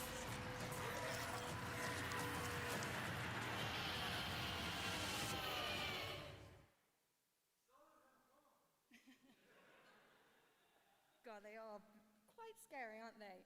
And the winner is Silent Hill F. Fact. That is the best technical achievement. We're very grateful that new I have my gripes with Silent Hill F. application in Silent Hill app has been recognized. Our team was constantly think about how to create a Silent Hill You beat game the game before using seeing it. tech, What game? presentation method, and gameplay to offer a new yet familiar experience. And we nailed it. We're honored and excited to keep pushing the limits. Thank you. The one you sent me. Which one did you send me? Oh, the leaf one? Hmm. So congratulations to the team at Neobards for the win for their. Like, it has nothing to do with Silent Hill. Yeah, no, it's not really a Silent Hill game. They just used the series A title. horror game that explores the dark side of artificial intelligence. We firmly put the focus on art created by humans here at the Horror Game Awards, and at odds with a world slowly relying more on generative AI content. So it makes sense. This one is one of the scariest concepts right out there right now. Let's take a look.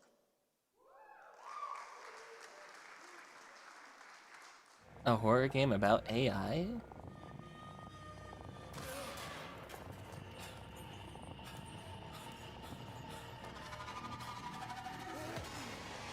AILA. Isla.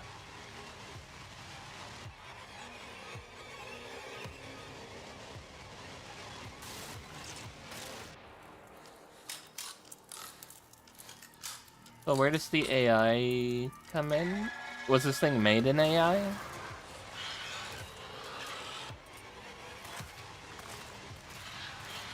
Is AI animating the monsters? So what's the deal? Ah, there we go.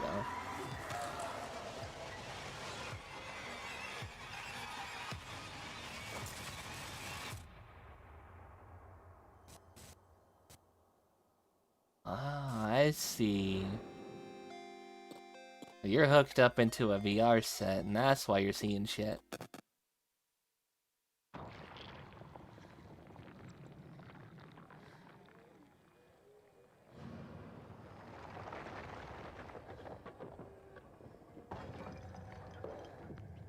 And it's a Brazilian game. Oh.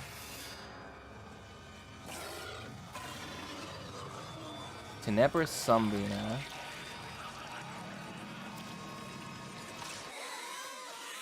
That's Latin for like dark something. What's Sombrina? We cut in between pixel and not like practical, like 3D. What's going on? And then we also have like FNB going on. Insomnia, yeah. Live action cutscene. Oh, okay, so it is just pixel with live action like FNB.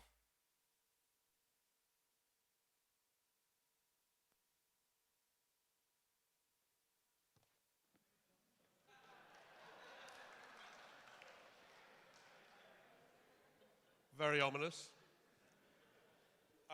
Then that trailer was Tenebris Somnia, which is coming out next year. An incredible, unique blend of pixel art, 8-bit action, and live-action cutscenes. So the fact that it's Brazilian tells me you've heard of it before. All about honoring those developers who've made a significant contribution. Lifetime achievement. And to present this award, none other than the director of the Dying Light franchise, Oh. Simon Smekala. Nice.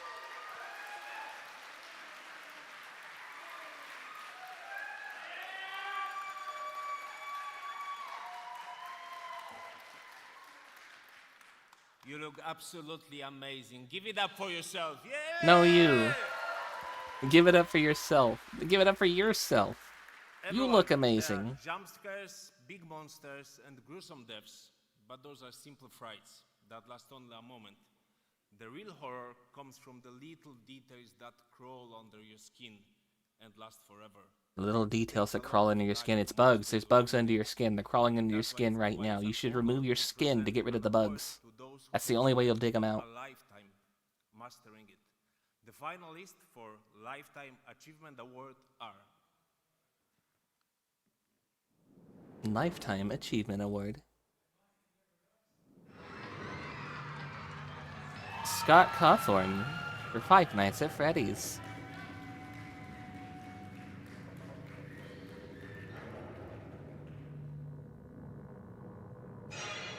Other boarders are also able to make use of your structures. This way, you can help Hideo out the people Kojima. who follow in your footsteps. Just everything he did.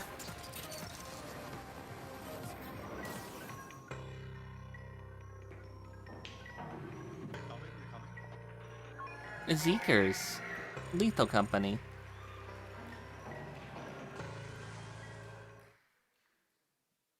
Isn't the Zeekers working on another game now? And the award goes to Hideo Kojima. Give it up! Hey, see Kojima, you won something. We told you were gonna win something. Help out the people who follow in your footsteps. He looks so mad at the Game Awards when he didn't win. Well, he got a horror game award.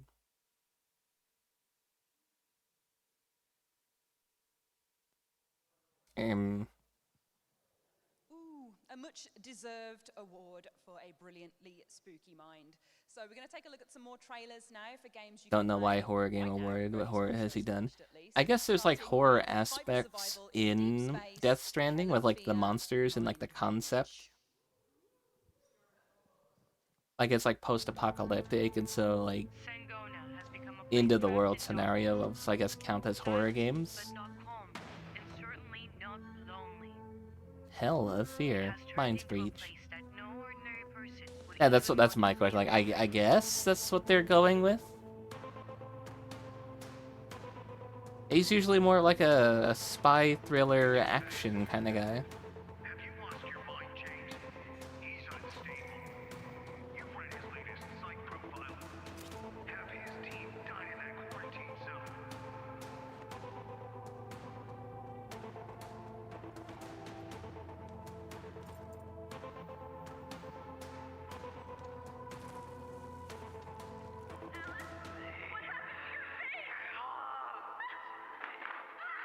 Oh.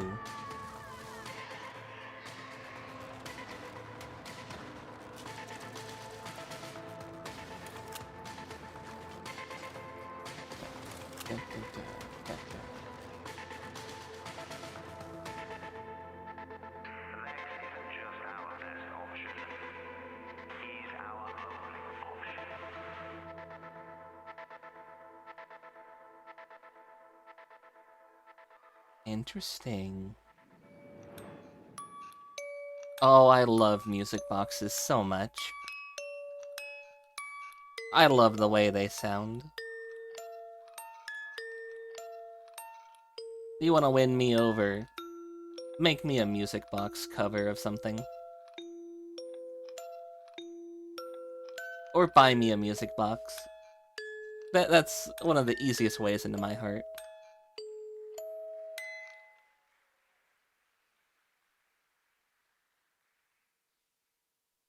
Yeah, make me a music box cover of my Now we Demon have Hall another Monitor song. award coming up, and it's a brand new one for the Horror Game Awards 2025. We're now heading back over to Connor Rush, the solo developer at Fire Games, working on the incredible-looking Project Songbird, to present the claw for Best Art Direction. Welcome back to Connor.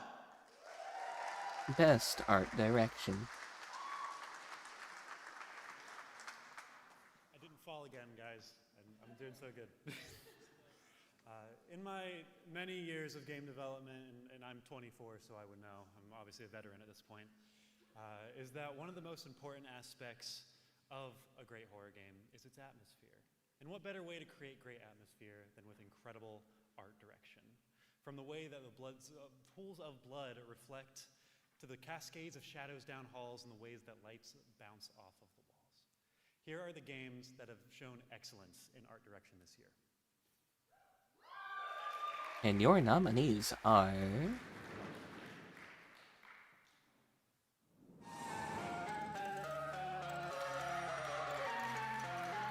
Look Outside. Which does have a very unique art direction. I will admit that. This looks very good. No, I'm not a human.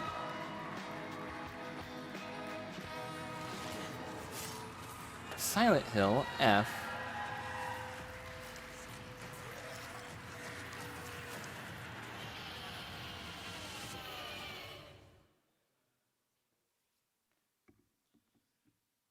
the winner for Best Art Direction of 2025 is Silent Hill. Look Outside. Ah. Look Outside. You know what? I'm glad. I thought they were gonna give it to the big one again. This one had a fantastic art direction. I do love the art in this game.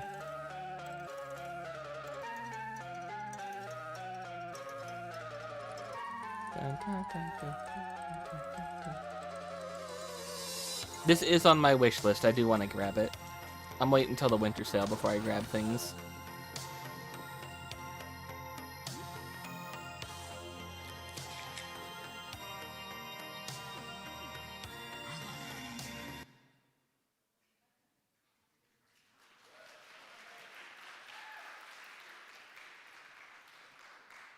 Huge congratulations to Look Outside for another win, well deserved.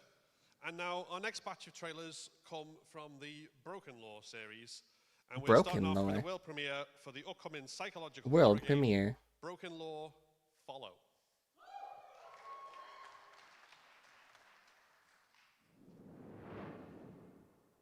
So it looks like we have 6 more trophies to give out, and then like the big one.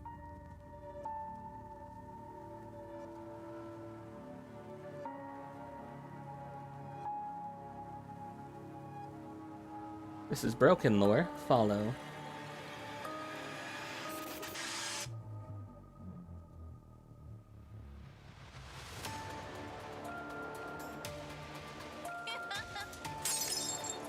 Why'd you break it? What the fuck?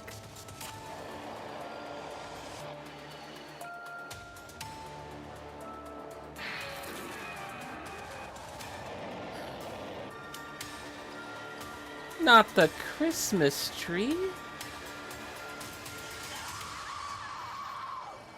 There was so much blood. Hi, Susie. You were right, we did see you again.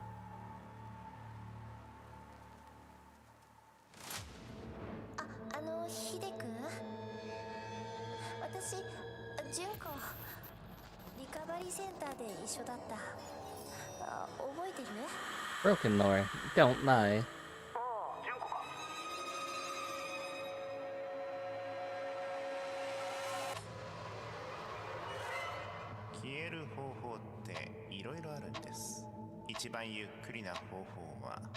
You're not the pizza delivery guy. Hey.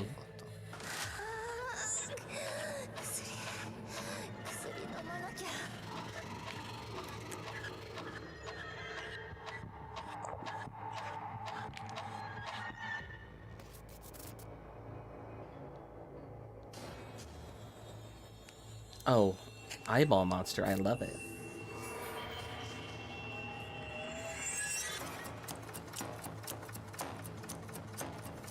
Every time I hear the name Junko, I think of either 2 things, and that's the character from Danganronpa or that horrific like murder that happened.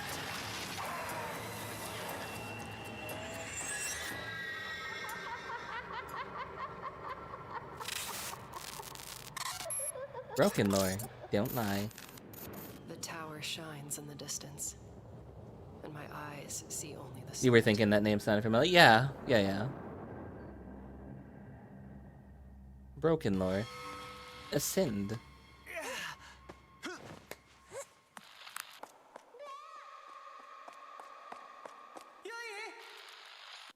That's where we have to This whole series looks interesting. I have a couple of the Broken Lore stuff on my wish list already.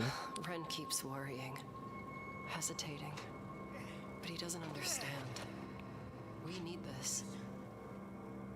The world needs to see us. Every grip, every breath is proof that we're more than shadows. Lost in the Aware. crowd. Yeah. Up there. Yeah. Of everyone. We'll be untouchable. He fears the tower. I crave it. The steel, the wind, the silence. Don't we have the fucking like Kuchisake Onna up here for some reason? Climb higher, to never look back. And I won't stop until we touch the sky.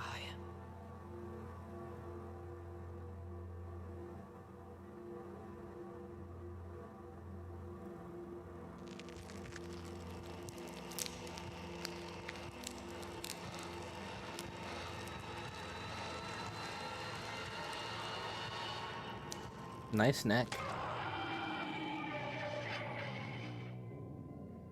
Okay, so it wasn't Call me her. names I can't forget. Even when I close my eyes, their words follow me into the Broken lore. Unfollow. I thought if I hid, if I kept silent, they would disappear. But the silence only feeds. Unfollow is one of the ones I have on Gives my me new wish list. faces, new shapes, shadows that know exactly where to find me. Every corner of this place feels familiar yet twisted. My childhood rooms, my memories, all poisoned by the voices I tried to bury.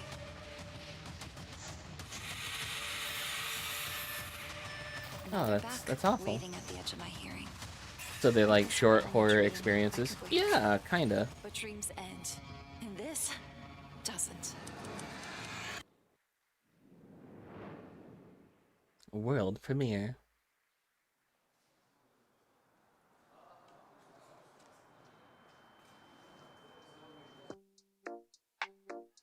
A boba tea shop.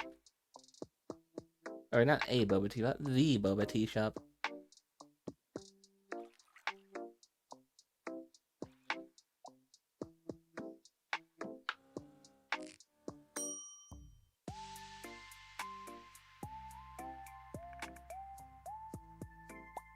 I thought this game was already out. How do we have a world premiere?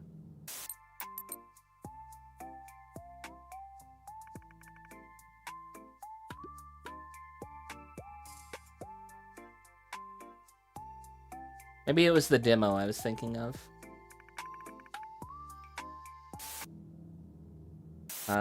Hi. We're closed. You can leave now. Did you miss anything? They had a lot of the,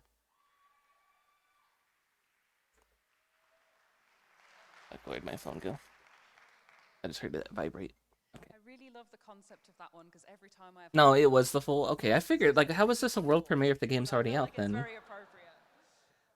So anyway, next award now dials into one of the most powerful tools in horror, which is the best soundtrack. This award is presented by Jay Jackson of the Chinese Room, developers of iconic, terrifying games like Amnesia and They had, like, a whole showcase of all the Broken Lore games that you missed, I guess. Release date April 21st. What the? Thank you, everyone. Good evening, everyone. Good evening to everyone online watching at home. Hi. Yeah, as you said, this award is going to highlight an invisible but You said good evening to me. arguably one of the most powerful tool in a horror game, which is the master of dread, suspense, and atmosphere, the soundtrack. The nominees are Your nominees for Best Horror Game Soundtrack.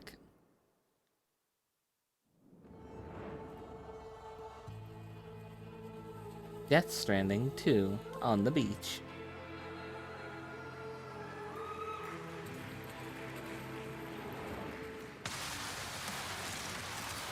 Doom, The Dark Ages.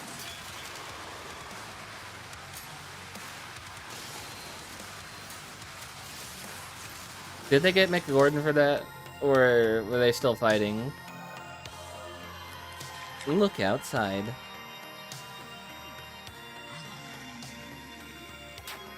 I know that like Mick Gordon and id had like an issue. They got fake Mick Gordon for that? Ugh. And the winner is Finishing Move Incorporation for Doom the Dark Ages. That's fucked. Hey, we don't want to properly pay and credit you, and we're going to have all these other issues. So we're just going to get somebody to mimic your style and hire them instead.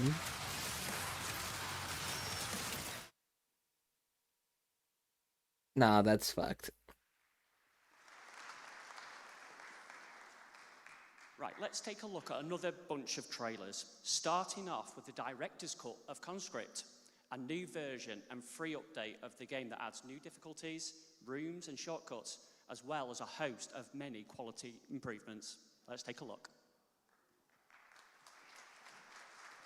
Peggy 16. Oh, I've seen this game. New difficulties. Shell shock difficulty. Hardcore permadeath. Upgraded gameplay. You can move while shooting now. Nice. Crazy that that wasn't a thing you could do before.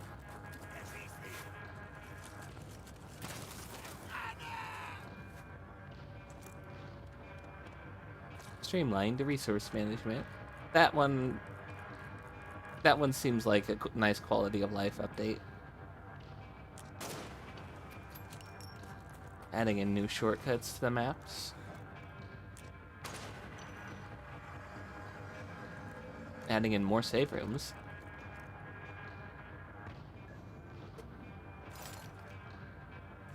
Map markers. Oh, that's beautiful. Infinite sprint when not in combat. I feel like that kind of takes a challenge away right there. Optional visual aids, so you don't shoot your teammates. NPC portraits are nice. You love to see it. Was that a golden? That's a fucking blunderbuss. Blunderbuss. That had infinite ammo.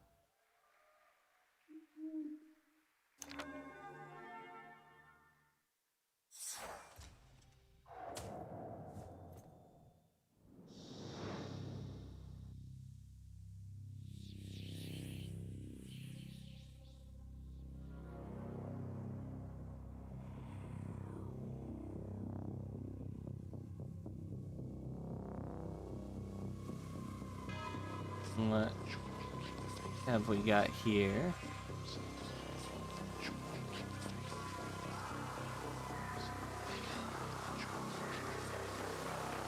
What the?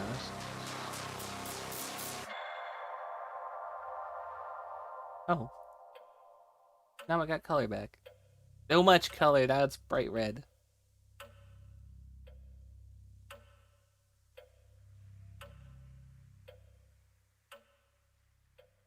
Deus Ex. Like Dead and Deus Ex.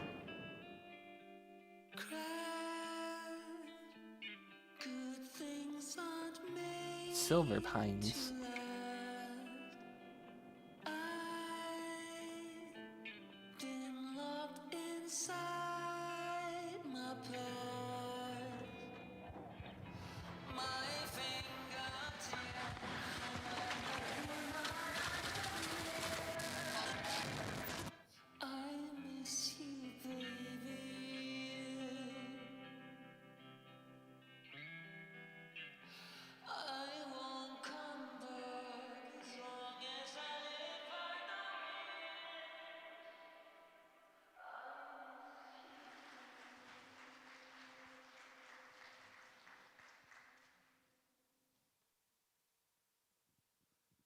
So, in celebrating the horror games that we love, we've been celebrating all the things that make up a really good horror story. Obviously, we have the visuals in the best art direction. You need a good narrative. Which is really important to kind of get in that feel. A good iconic monster. Is the narrative. Yeah, you need a good narrative. Keep us awake at night, that pry and work their way into our brains and make us lose sleep and think over and over about all the creepy things that they've foisted upon us, whether it's body horror or just that thought of The body horror is also really nice. to me. But now, to present the award for Best Narrative, we have a content creator and master of horror media breakdowns in Ryan Hollinger.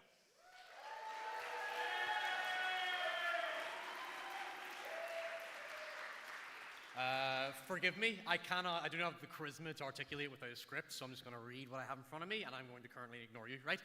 Oh, I'll hold on to that, yes, thank you. It doesn't have to be said good that YouTuber. all horror is deeply rooted in empathy, and perhaps the most profound way we express that is through storytelling. Narrative can help elevate design, immersion, player choice, and interactivity to give us a unique window into which to view ourselves. Makes essays about horror movies. Ooh, I need to check them out then.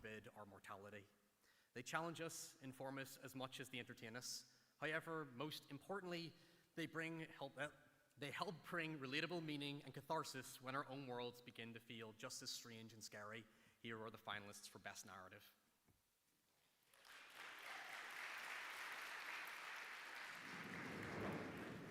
Best narrative. Look outside.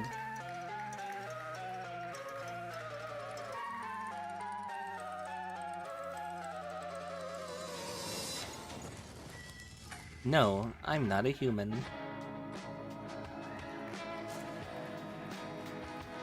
I really like the demo for that game.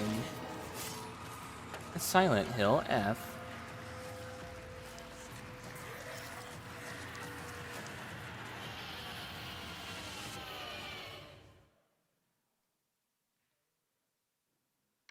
And the winner is... Competition. Best narrative goes to Silent Hill F. I don't know about that one, Chief. It's a good game, but when you tie it to a franchise like that, you need to have the narrative match the franchise. And my goodness, man, no, it did not match. Okay, so there's no video playing. So unfortunately, you have to listen to me read their acceptance speech. From Motoi Okamoto, who is Silent Hill series producer, the production team would like to send our thanks to all our players. As publisher, Konami is honored to share this prestigious award with Rikishi 7 and the development team at NeoBards. Silent Hill F portrays women and the strength they possess in the face of suppression, and we are truly delighted that this story garnered such high acclaim. Thank you so much. Patch.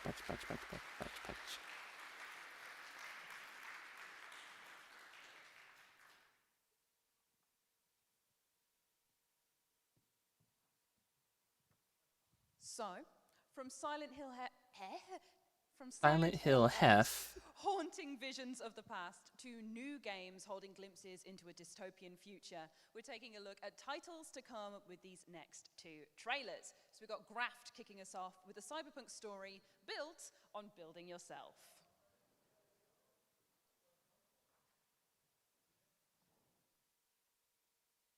Games built on building yourself. Huh?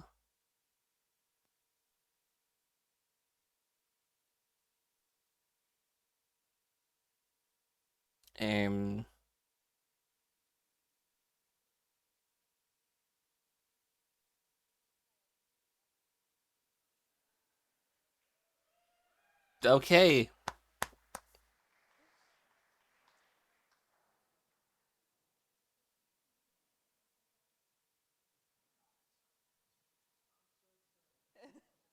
Oh, all right.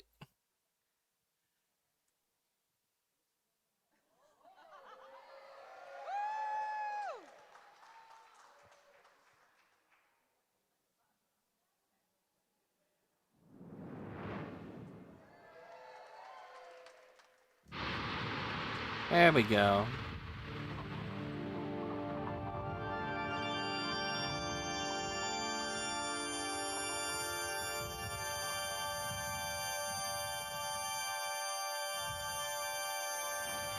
Okay, I kind of dig it.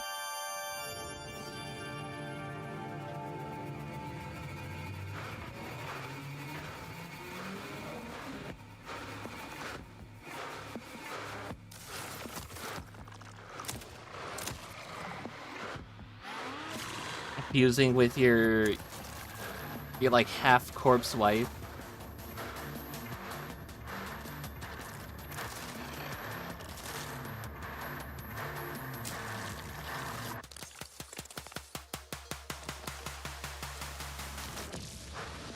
Graft.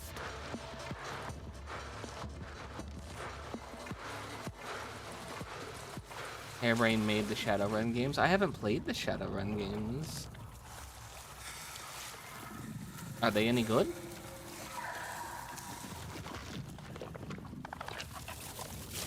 You gotta love that half the trailers and stuff have had the fucking bar sitting at the bottom the entire time. This game looks really interesting. I'm looking forward to this one right here. It's got a really unique looking concept to it. What do you see? A butterfly. Beauty. What about this? A secret handshake. A fortress. I'm putting that on my wish list right now. I don't know. Raft. I see potential. History in the making. Secrets of the universe. I see whatever we want it to be. Corinth, where humanity comes first.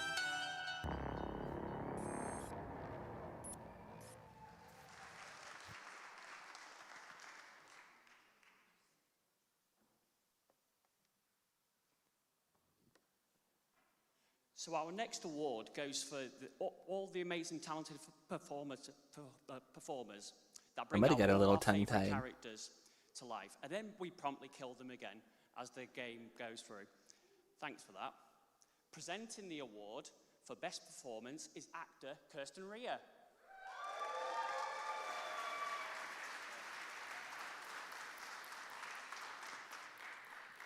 Hello, and hello everyone at home, and thank you so much for the Horror Game Awards for having me back again, and for the first ever live show! Watch. Now, for a genre that is so full of monsters, it's almost ironic to say that humans are the heart of horror, and that's never as true. They as are it is because they're the in most video game relatable person. The way Yeah. that we connect with stories comes from their ability to appeal to us as It's the kind of human sweater I would beings. wear.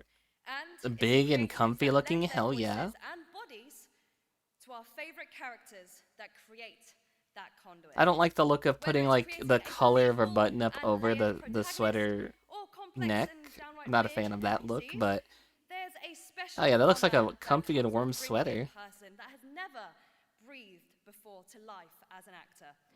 And a special award tonight that I am pleased to present to those that have changed us with their performances in horror games this year. And the nominees are Best performance. Silent Hill F.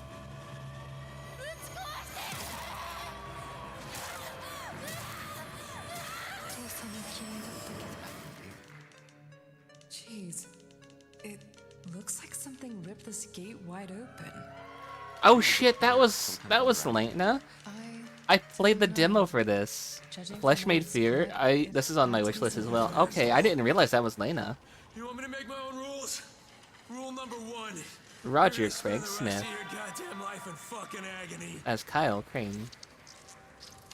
I didn't have any idea either. What the hell? amazing performers. Although I did all vote for round, Lena. We can only have one winner. In every The winner category for she best was performer in. horror games is Kanatsu Kato, Silent Hill F. Ah. Not surprising. It was a good performance.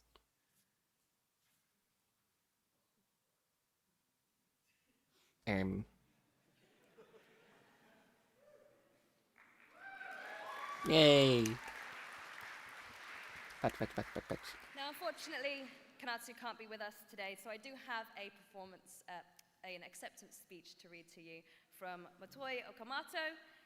The production team would like to send our thanks to all of the players, as publisher Konami is honored to share this prestigious award with Kanatsu Kato and the development team at Neo Bards. This was Miss Kato's first attempt at performing for a video game, and she masterfully Ooh, first expressed the time? intricate emotions harbored within our female protagonist. We are thrilled by the fact that Miss Kato's performance achieved such great acclaim. Thank you so much.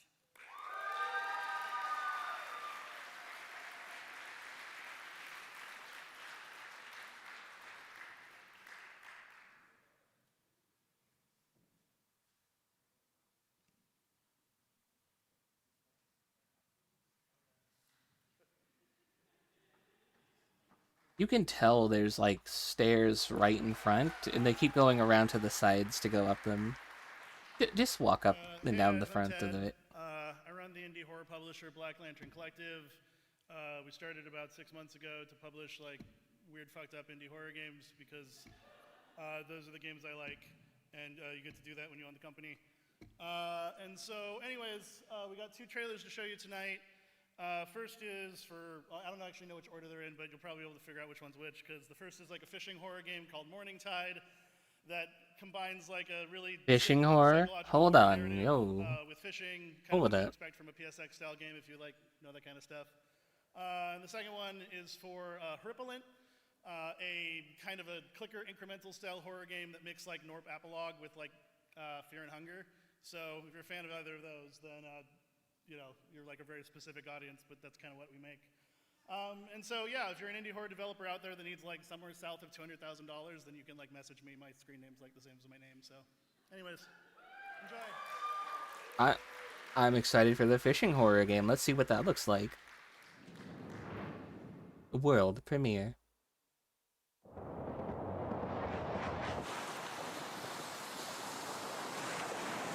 Morning Tide.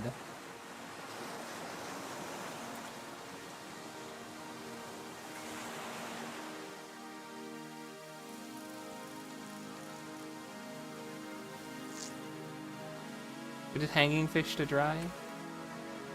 Was that a baby? What was that? Was that like a fetus? That thing has a face.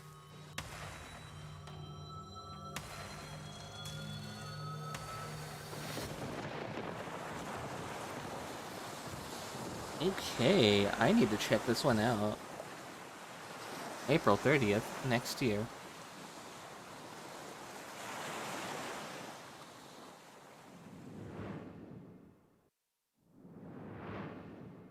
And another world premiere.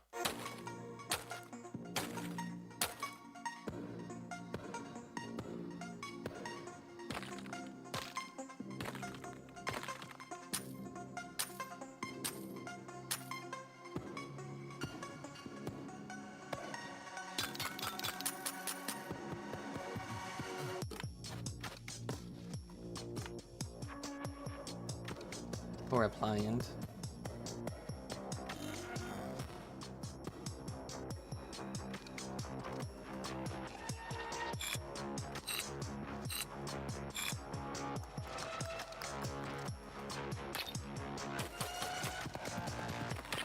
So it's a clicker game. Phelps, you could play this one.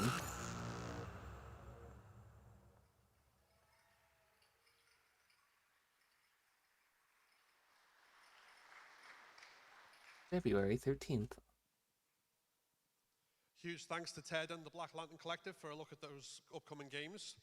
And obviously, as we look forward to so many great games that are coming out, and more every year, that's one of the reasons why we have our most anticipated Horror Game Award. And to present this award, we have VTuber and actor, Horror Game Award nominated VTuber and actor, Lena Laser. Hello, Lena.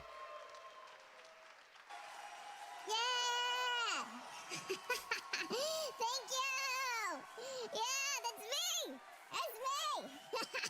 Thank you! Horror Game Award! There she is! Thank you!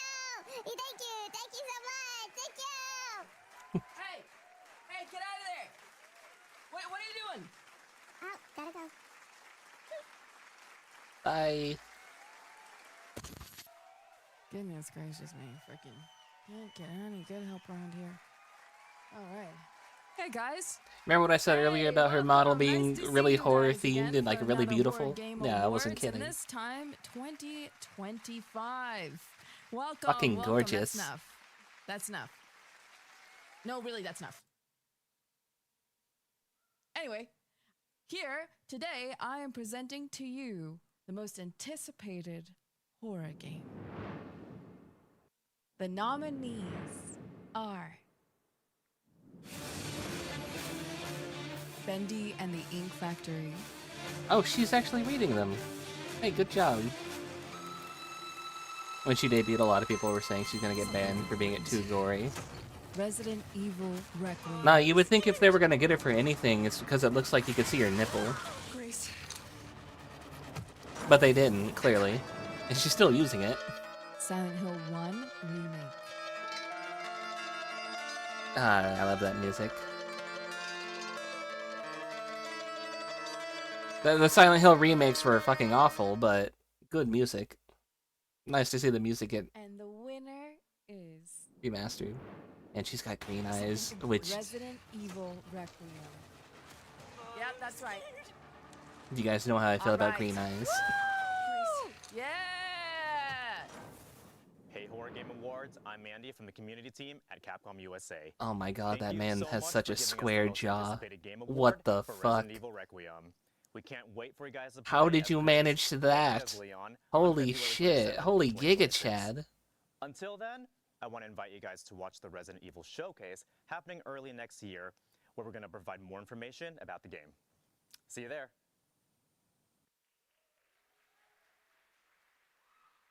My man really wanted to be a Minecraft character.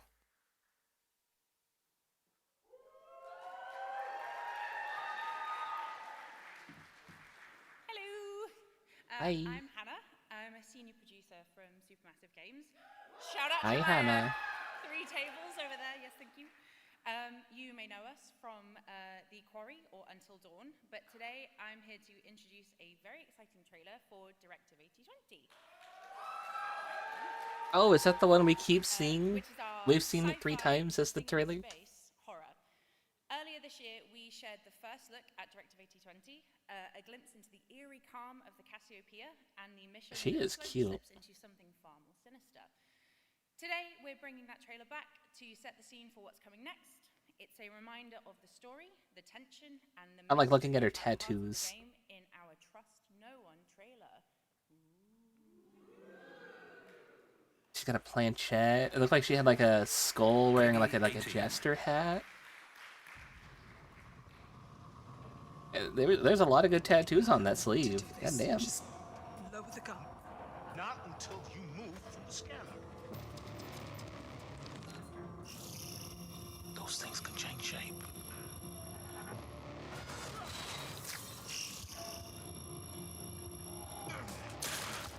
Man, I love body horror. Don't you ever point that thing at me again.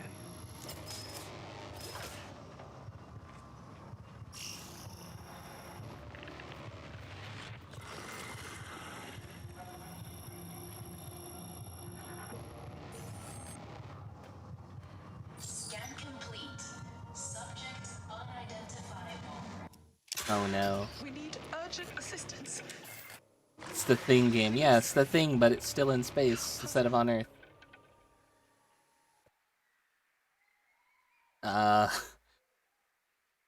Interesting shot to cut to.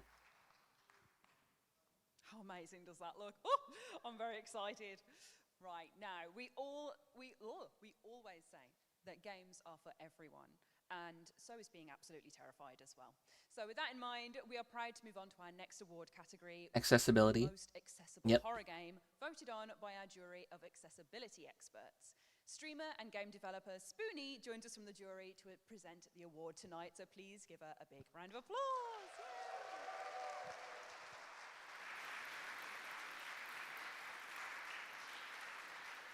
Patch. Her shoes. The pink and black. Oh, I love it. Matches the hair. Bear with me because I also wrote all my notes on my phone. Not that Spoonie. Not the nostalgia critic Spoonie. I am a content creator who absolutely loves horror. I am obsessed with horror. I feel it in my bones. I feel it in my blood. And accessibility is a really, really important thing to me as well. It is not something I thought about until it hit me in the face and my body started breaking down on me. And that is going to be the moment that it hits everybody unless you start paying attention now.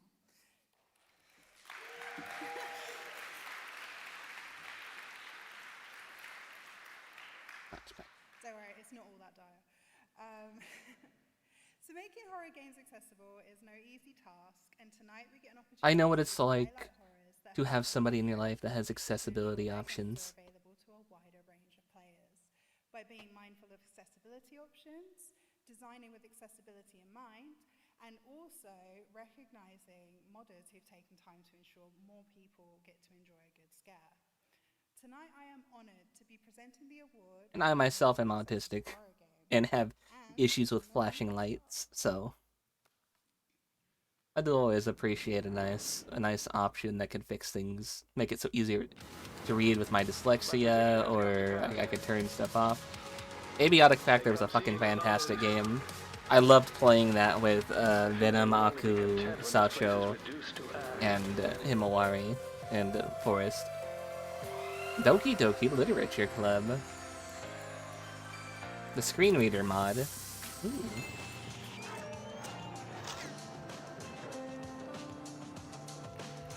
Phobia option. Ooh. So is that why the creatures look like that? Little Nightmares 3. Color blindness, dyslexia, and motion. Which I did mention when we did the demo, like, oh hey, there's a dyslexia option. Speaking of which, I think there's a sale right now for like the entirety of like. It's not very accessibility friendly. Hold on, that counts under here. It does. There's the entirety of the Bandai Namco library going on sale right now on Steam, and Little Nightmares 3 is on that list.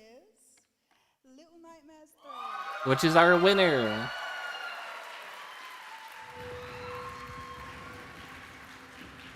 Up to 90% off of everything. Up to. Not all of it's going to be 99% off. Or 90% off.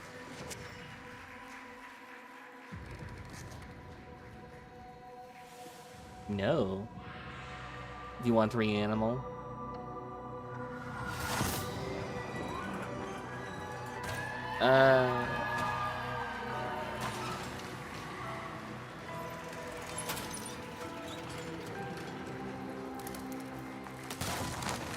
Did they have to cut the camera to this guy while the trailer was still going? Just because no one said it yet, damn, there's a lot of people out there tonight. Get said every time. Yes, it's my great honour and privilege to accept this on behalf of the Little Nightmares team. 5 years ago when we started, accessibility wasn't really a big thing in the game industry. People did it, but it wasn't mainstream. Over the last 5 years, it's definitely hit more and more, but not necessarily in the horror industry. If we look at it here, we only really had like The Quarry, like Will Bells back in the day with his team did it. We hopefully took it further. Can't wait for Director 2080 to take it even further. But yeah, thank you very much. Hopefully we'll go further with this. It's crazy how, you know, Little Nightmares 3 drops, and then as well, we get multiple different games that are just, hey, look at this tiny person running from normal size things. But we've still got enough time to squeeze in. There's like there's a lot of Little Nightmares likes now. Crowned, a surreal survival horror where you decide whether you'll survive the ruined world you inhabit or destroy it completely. The choice is yours. Save the world or destroy it completely. Explore the nightmare. Be crowned. Oh, what the fuck?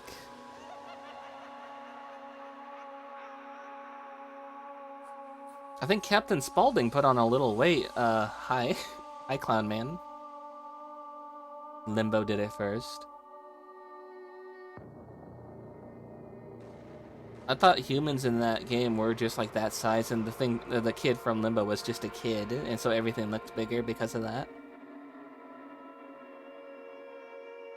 I'm looking at that like weird skin dude who's like got the massive mouth, who was hanging there in the chains, and you just saw a second ago he was chasing the guy.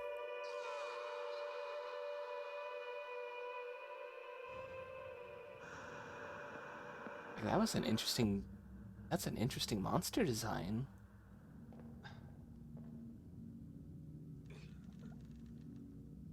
Hello there, brother.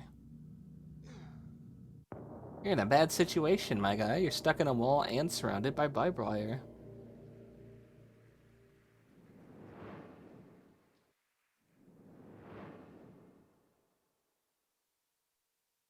World premiere. Powered by Unreal Engine. So you know it's gonna be not fully optimized.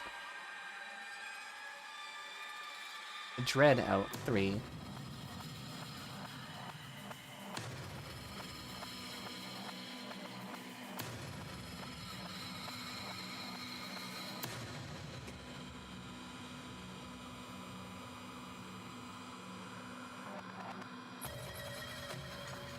Which one do you think you would get alcohol poisoning from faster? It being world premiere, you drink every time that's said, or anytime a game's made with Unreal Engine 5?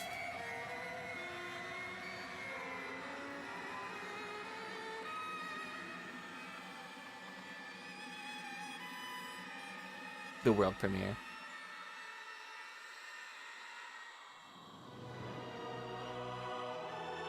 This, by the way, looks like a fantastic game. Kind of like that Disney Don Bluth inspired look to it.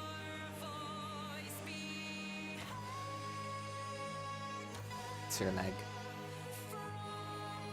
Bye, sweet Carol. Had to put the Sir Lag just for the Unreal. You think saying world premiere will get people alcohol poisoning quicker than any game, like any chance the game is made at or using Unreal Engine 5? And now, to present our penultimate award, the Player's Choice, let's welcome us. Hey, he's already here. The Player's Choice Award, like the Horror Content Creator of the Year Award, is entirely voted for by the public. It starts with an entirely open nomination process I'm getting from pinged which for. we choose the top 30 most popular games that the public have chosen, and then we whittle it down to 5, and from those pick one. And that's where we are today. Yeah, with thousands of votes from across the world informing our top picks, the variety of horror on display is a testament to the genre that is always innovating, experimenting, and finding new ways to connect with its audience. From fighting through the puppet-infested streets of the 60s Japan to manipulating the physics-based fun in the world devoid of humans and all of the haunted houses in between. You have spoken about what deserves a trophy here tonight, and it's all damn pretty well weird. So let's This is Player's Choice.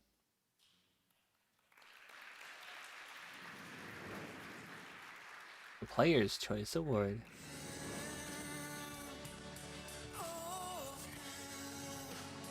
Karma, The Dark World.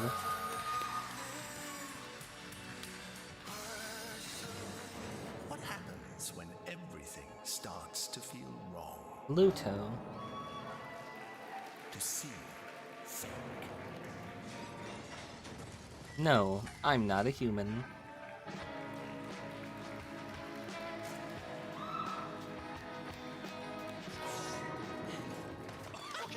Repo.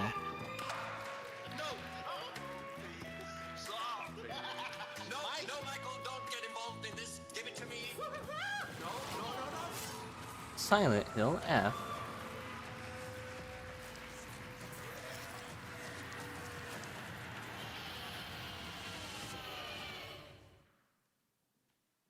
And your winner is... And the winner is... No, I'm not a human. Not a bad one to win that one. It was a very entertaining game. Deserved, yeah. And I love how it's randomized every time, so it's never the same thing. Hi. Hello. Hi. Hi.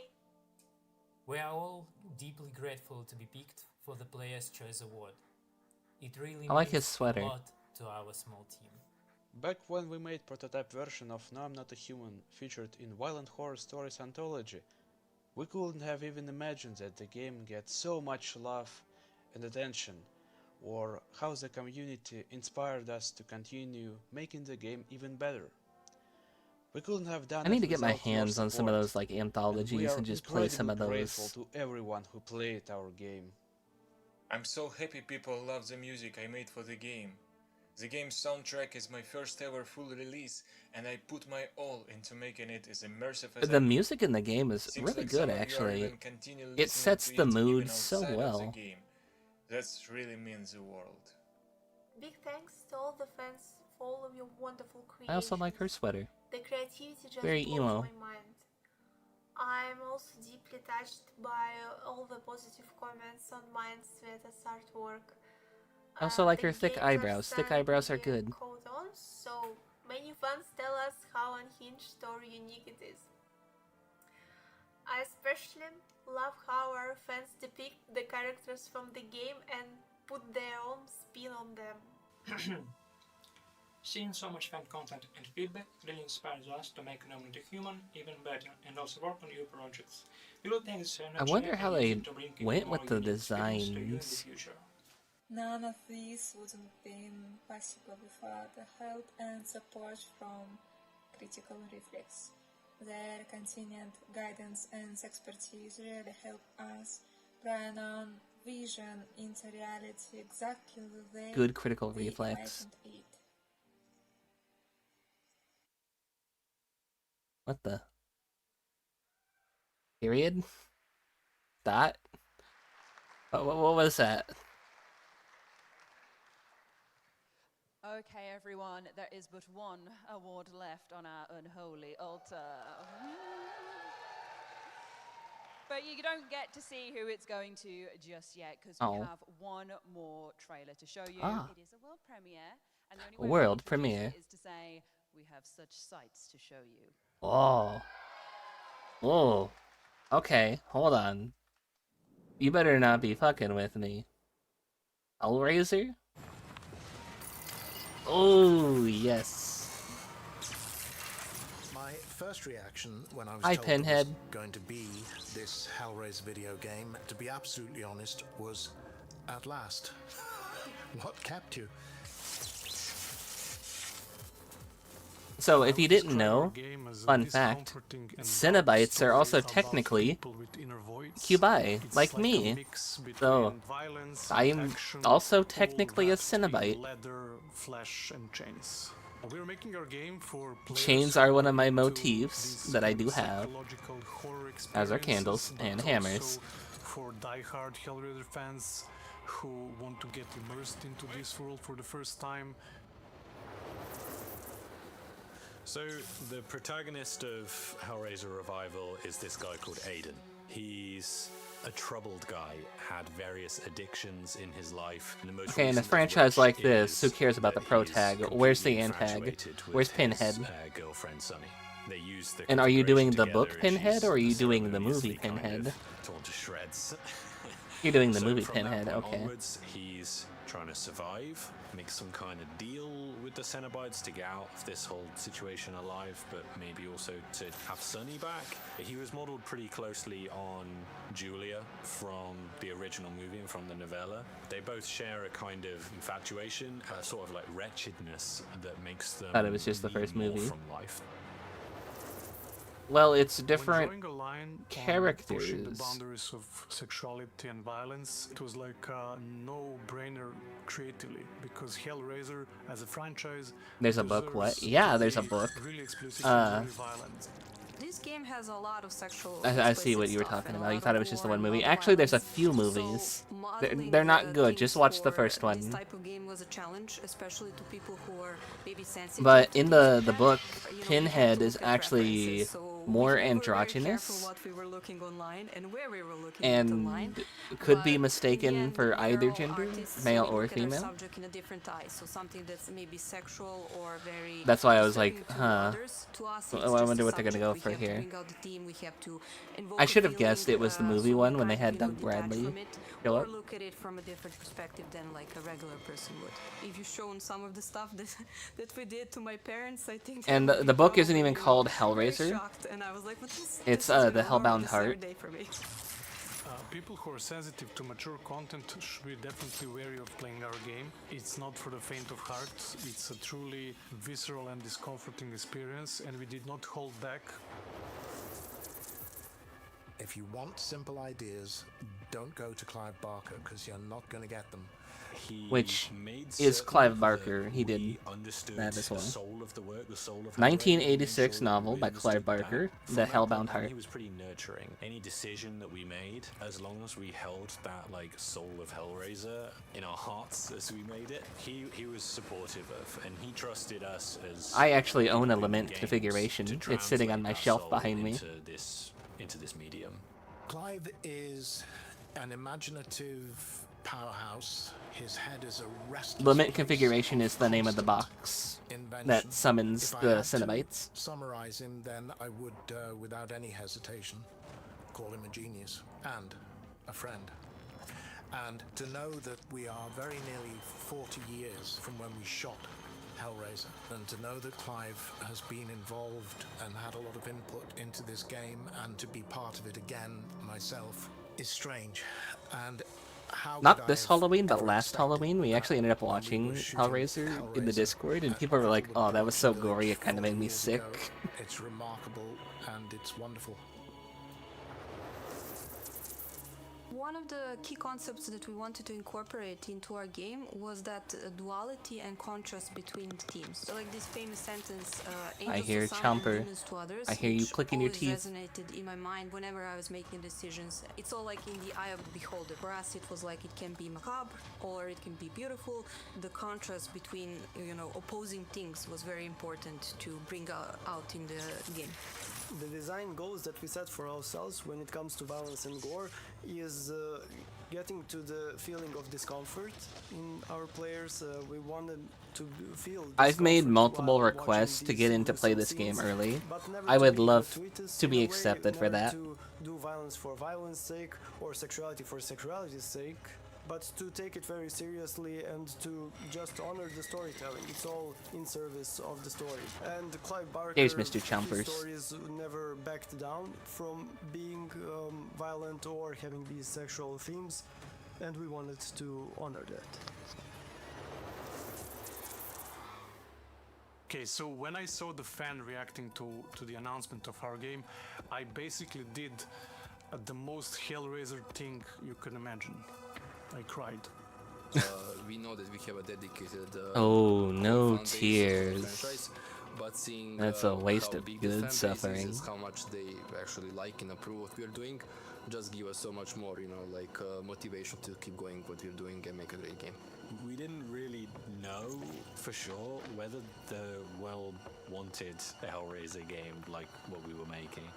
And when they reacted to the announcement of the type of game that we were making, that this was a proper single-player premium survival horror experience, and that was exactly what they'd been wanting and kind of lacking. 99 out of 100 comments or reactions or whatever that we got on the internet were just like beaming positivity. It was like such an outburst of emotions. It looks because, fantastic from just what they game keep cycles, showing. You develop a game for 2, 3, 5 years sometimes. And you Now, were we work playing as in Pinhead very there, or are we close following Pinhead? environment Like he's with leading us somewhere. colleagues, and there is no external recognition of that, right? And then at some point it gets validated with such positive response from the audience, and that made me really emotional, right? And then also the whole team, I'm really proud of them for achieving that. That's like a really huge milestone for us as a studio. Fans are going to be scared, and they are going to have a great time being scared, which is exactly Something a how scissor things should demon? work Oh, in the hell yeah. wonderful world of horror. Oh, I can't wait. Oh, I cannot wait. I've made so many requests since that thing was announced. Hey, let me play it, Can't wait to please. take a Cenobite of that. Oh, okay, buddy. Well, we've made it Alright. to the end of the evening. That was a good one. I'll give you that. We've got one final award to cap off the evening and one final special guest to present it. Please welcome Austria's biggest gaming YouTuber and horror game fanatic, Luigi Kid. I've never heard of him, but he's got a fantastic choice in sweater. Oh, that's a chunky boy. Oh, man. Wow, I've played hundreds of horror games. I'm not already, biased. But nothing could have prepared me for this. Stage fright. But I'm going to tank for this and log in, so no worries. First of all, thank you so much to the team and everyone here for having me. It's such a pleasure and a great honor. And thanks to It's everyone not a that is hoodie. here in person and watching the live stream. It's really special. And of course to my family and my lovely girlfriend for watching and my dedicated bros. I also love the You know, cream you get the suit. gist. Anyways, 2025 has been nothing Weird but wearing fun under for jacket horror though. games. Shut up. We had a I great have mix my in hoodie gens, under a jacket. Hello, mom. titles, Hi. all delivering dread in their very special own way.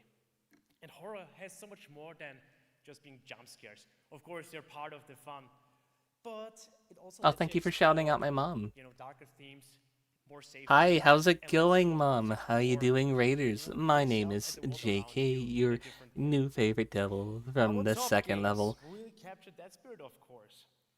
One of those is Hold Silent on, Hill F, the first full new main entry. Momiko, if you're my mom, what does that make your chat to me? Look Are- outside, Is your brings chat like old school survival my RPG uncle? energy back, What's the deal there? fresh. And no How was the art going? You were like making something, weren't you? experience that truly sticks with ya. Once again, Chat is like your pets. Aww. Well, you're my pets too. We're at the last award of the show. This is Game of the Year. Your neck hurts, you didn't finish. How far did you get?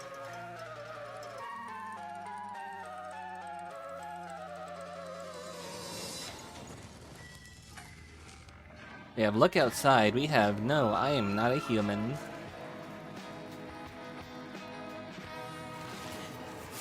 We have Silent Hill F. You did a bunch of trial and error trying to figure out the pattern. Ah, I see, I see. And you didn't finish it? I'm pretty sure the work you did, though, was fantastic. And the winner for Game of the Year is... absolutely deserve to be here. And want to congratulate I was actually going to raid out after this, so you showed up at the right time. for creating something bold, memorable. They get to see the end of the show. Everyone, please. You just started on the actual thing. Oh, nice. But it's time. Let's see who takes home horror game of I hope you are Let's open the envelope. doing well, Mom. And if you need The to winner leave to go sleep, well, we're gonna raid out after this anyway. So 2025 is Silent Hill F. Silent Hill F is our winner. Okay. Mother will rest. All right, you go get your rest, Mom. In a year filled with so many excellent horror games, the team at Neo I'm gonna check your VOD after this. Well, I'm also probably gonna go get some rest too after I raid out. developing a brand new title. But I'm gonna probably throw your VOD on and just With the watch hard it. work and dedication of the team, will this project be possible? And I we'd wanna like to thank see you what you again for did. this honor today. But most of all, we'd like to thank you for enjoying Silent Hill F. Thank you. There was so much stuff for this event. You guys arrived at just like the tail end and got to see it when it was like all fixed up.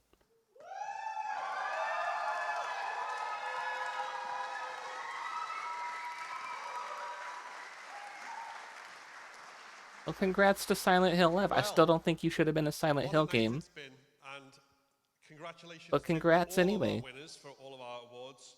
But it's worth noting that this has been an absolutely stacked year for horror games. So every single winner, but also every single one of our finalists and every single one of our initial nominees, all deserve to be here, all deserve your attention, because that's what we're all about, is celebrating horror games and giving out horror game awards.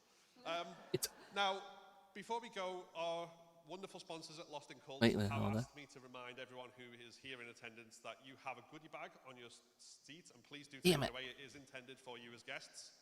So that's the request that they've asked me to put to you. And now I'm going to ask all of them to please stand up so we can give them a round of applause. Get on your feet.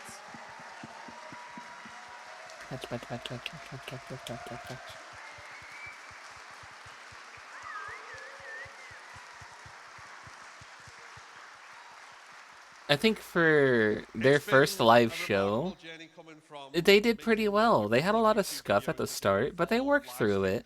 Event in person like this, and we wouldn't have been able to do without them. So thank you very much. I think we lost maybe like close to an hour worth of stuff because of the tech issues and the audio issues. So we're here to thank you guys as well. Thank you so much for From what it should have been a 2-hour show. that we've done all little decorations on and being here and cheering. It's so good. Thank you so much for being here. And thank you so much to our wider Hopefully, as well, who I'd like to give a massive they'll upload some of the stuff, and then we can just like watch it on like a different day and watch it properly.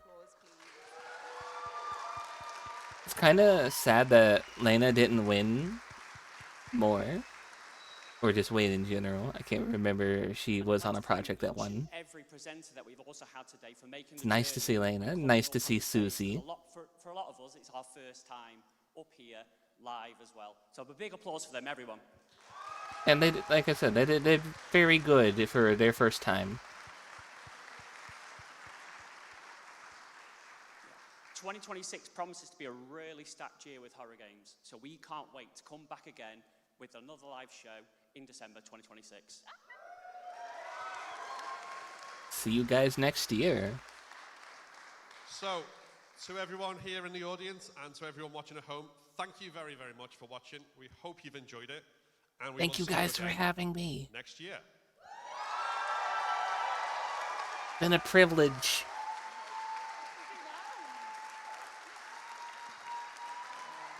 Patch, patch, patch, patch, patch, patch, patch. A good show for the most part. Good show.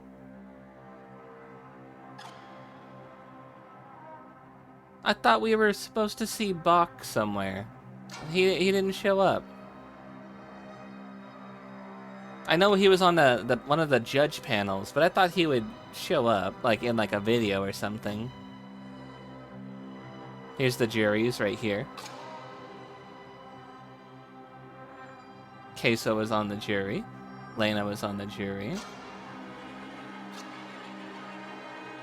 Bach, yeah. Yeah, like I thought he was gonna like have like a spot. Wasn't even watching. Bruh. What the? He was a jury member. How was he not watching the show he was on?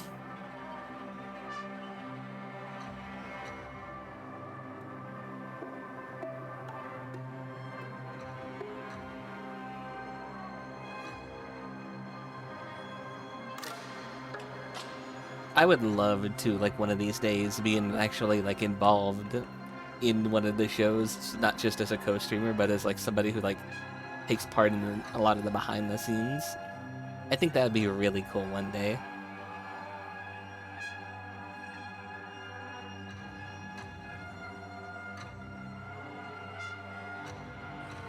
Yeah, what did you guys think of the show? Do you think the right people won? How'd you feel about the static and the silence? I liked the static. It grew on me.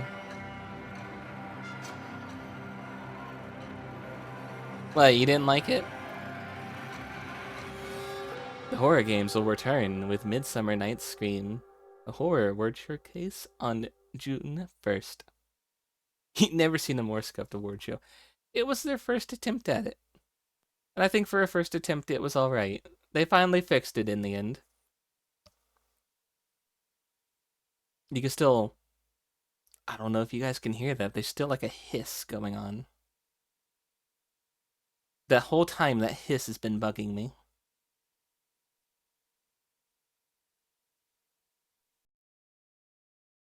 Good show. Good show. You only hear your fan right next to your ear.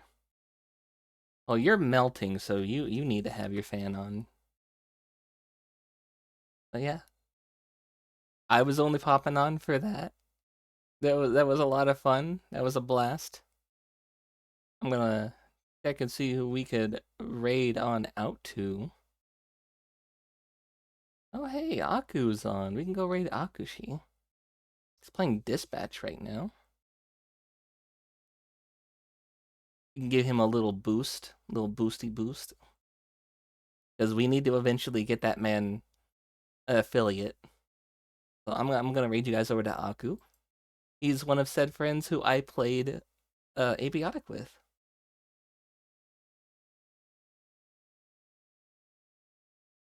I had fun with this show. It was nice. They even gave us an award too. And you guys are holding on to it in the chat.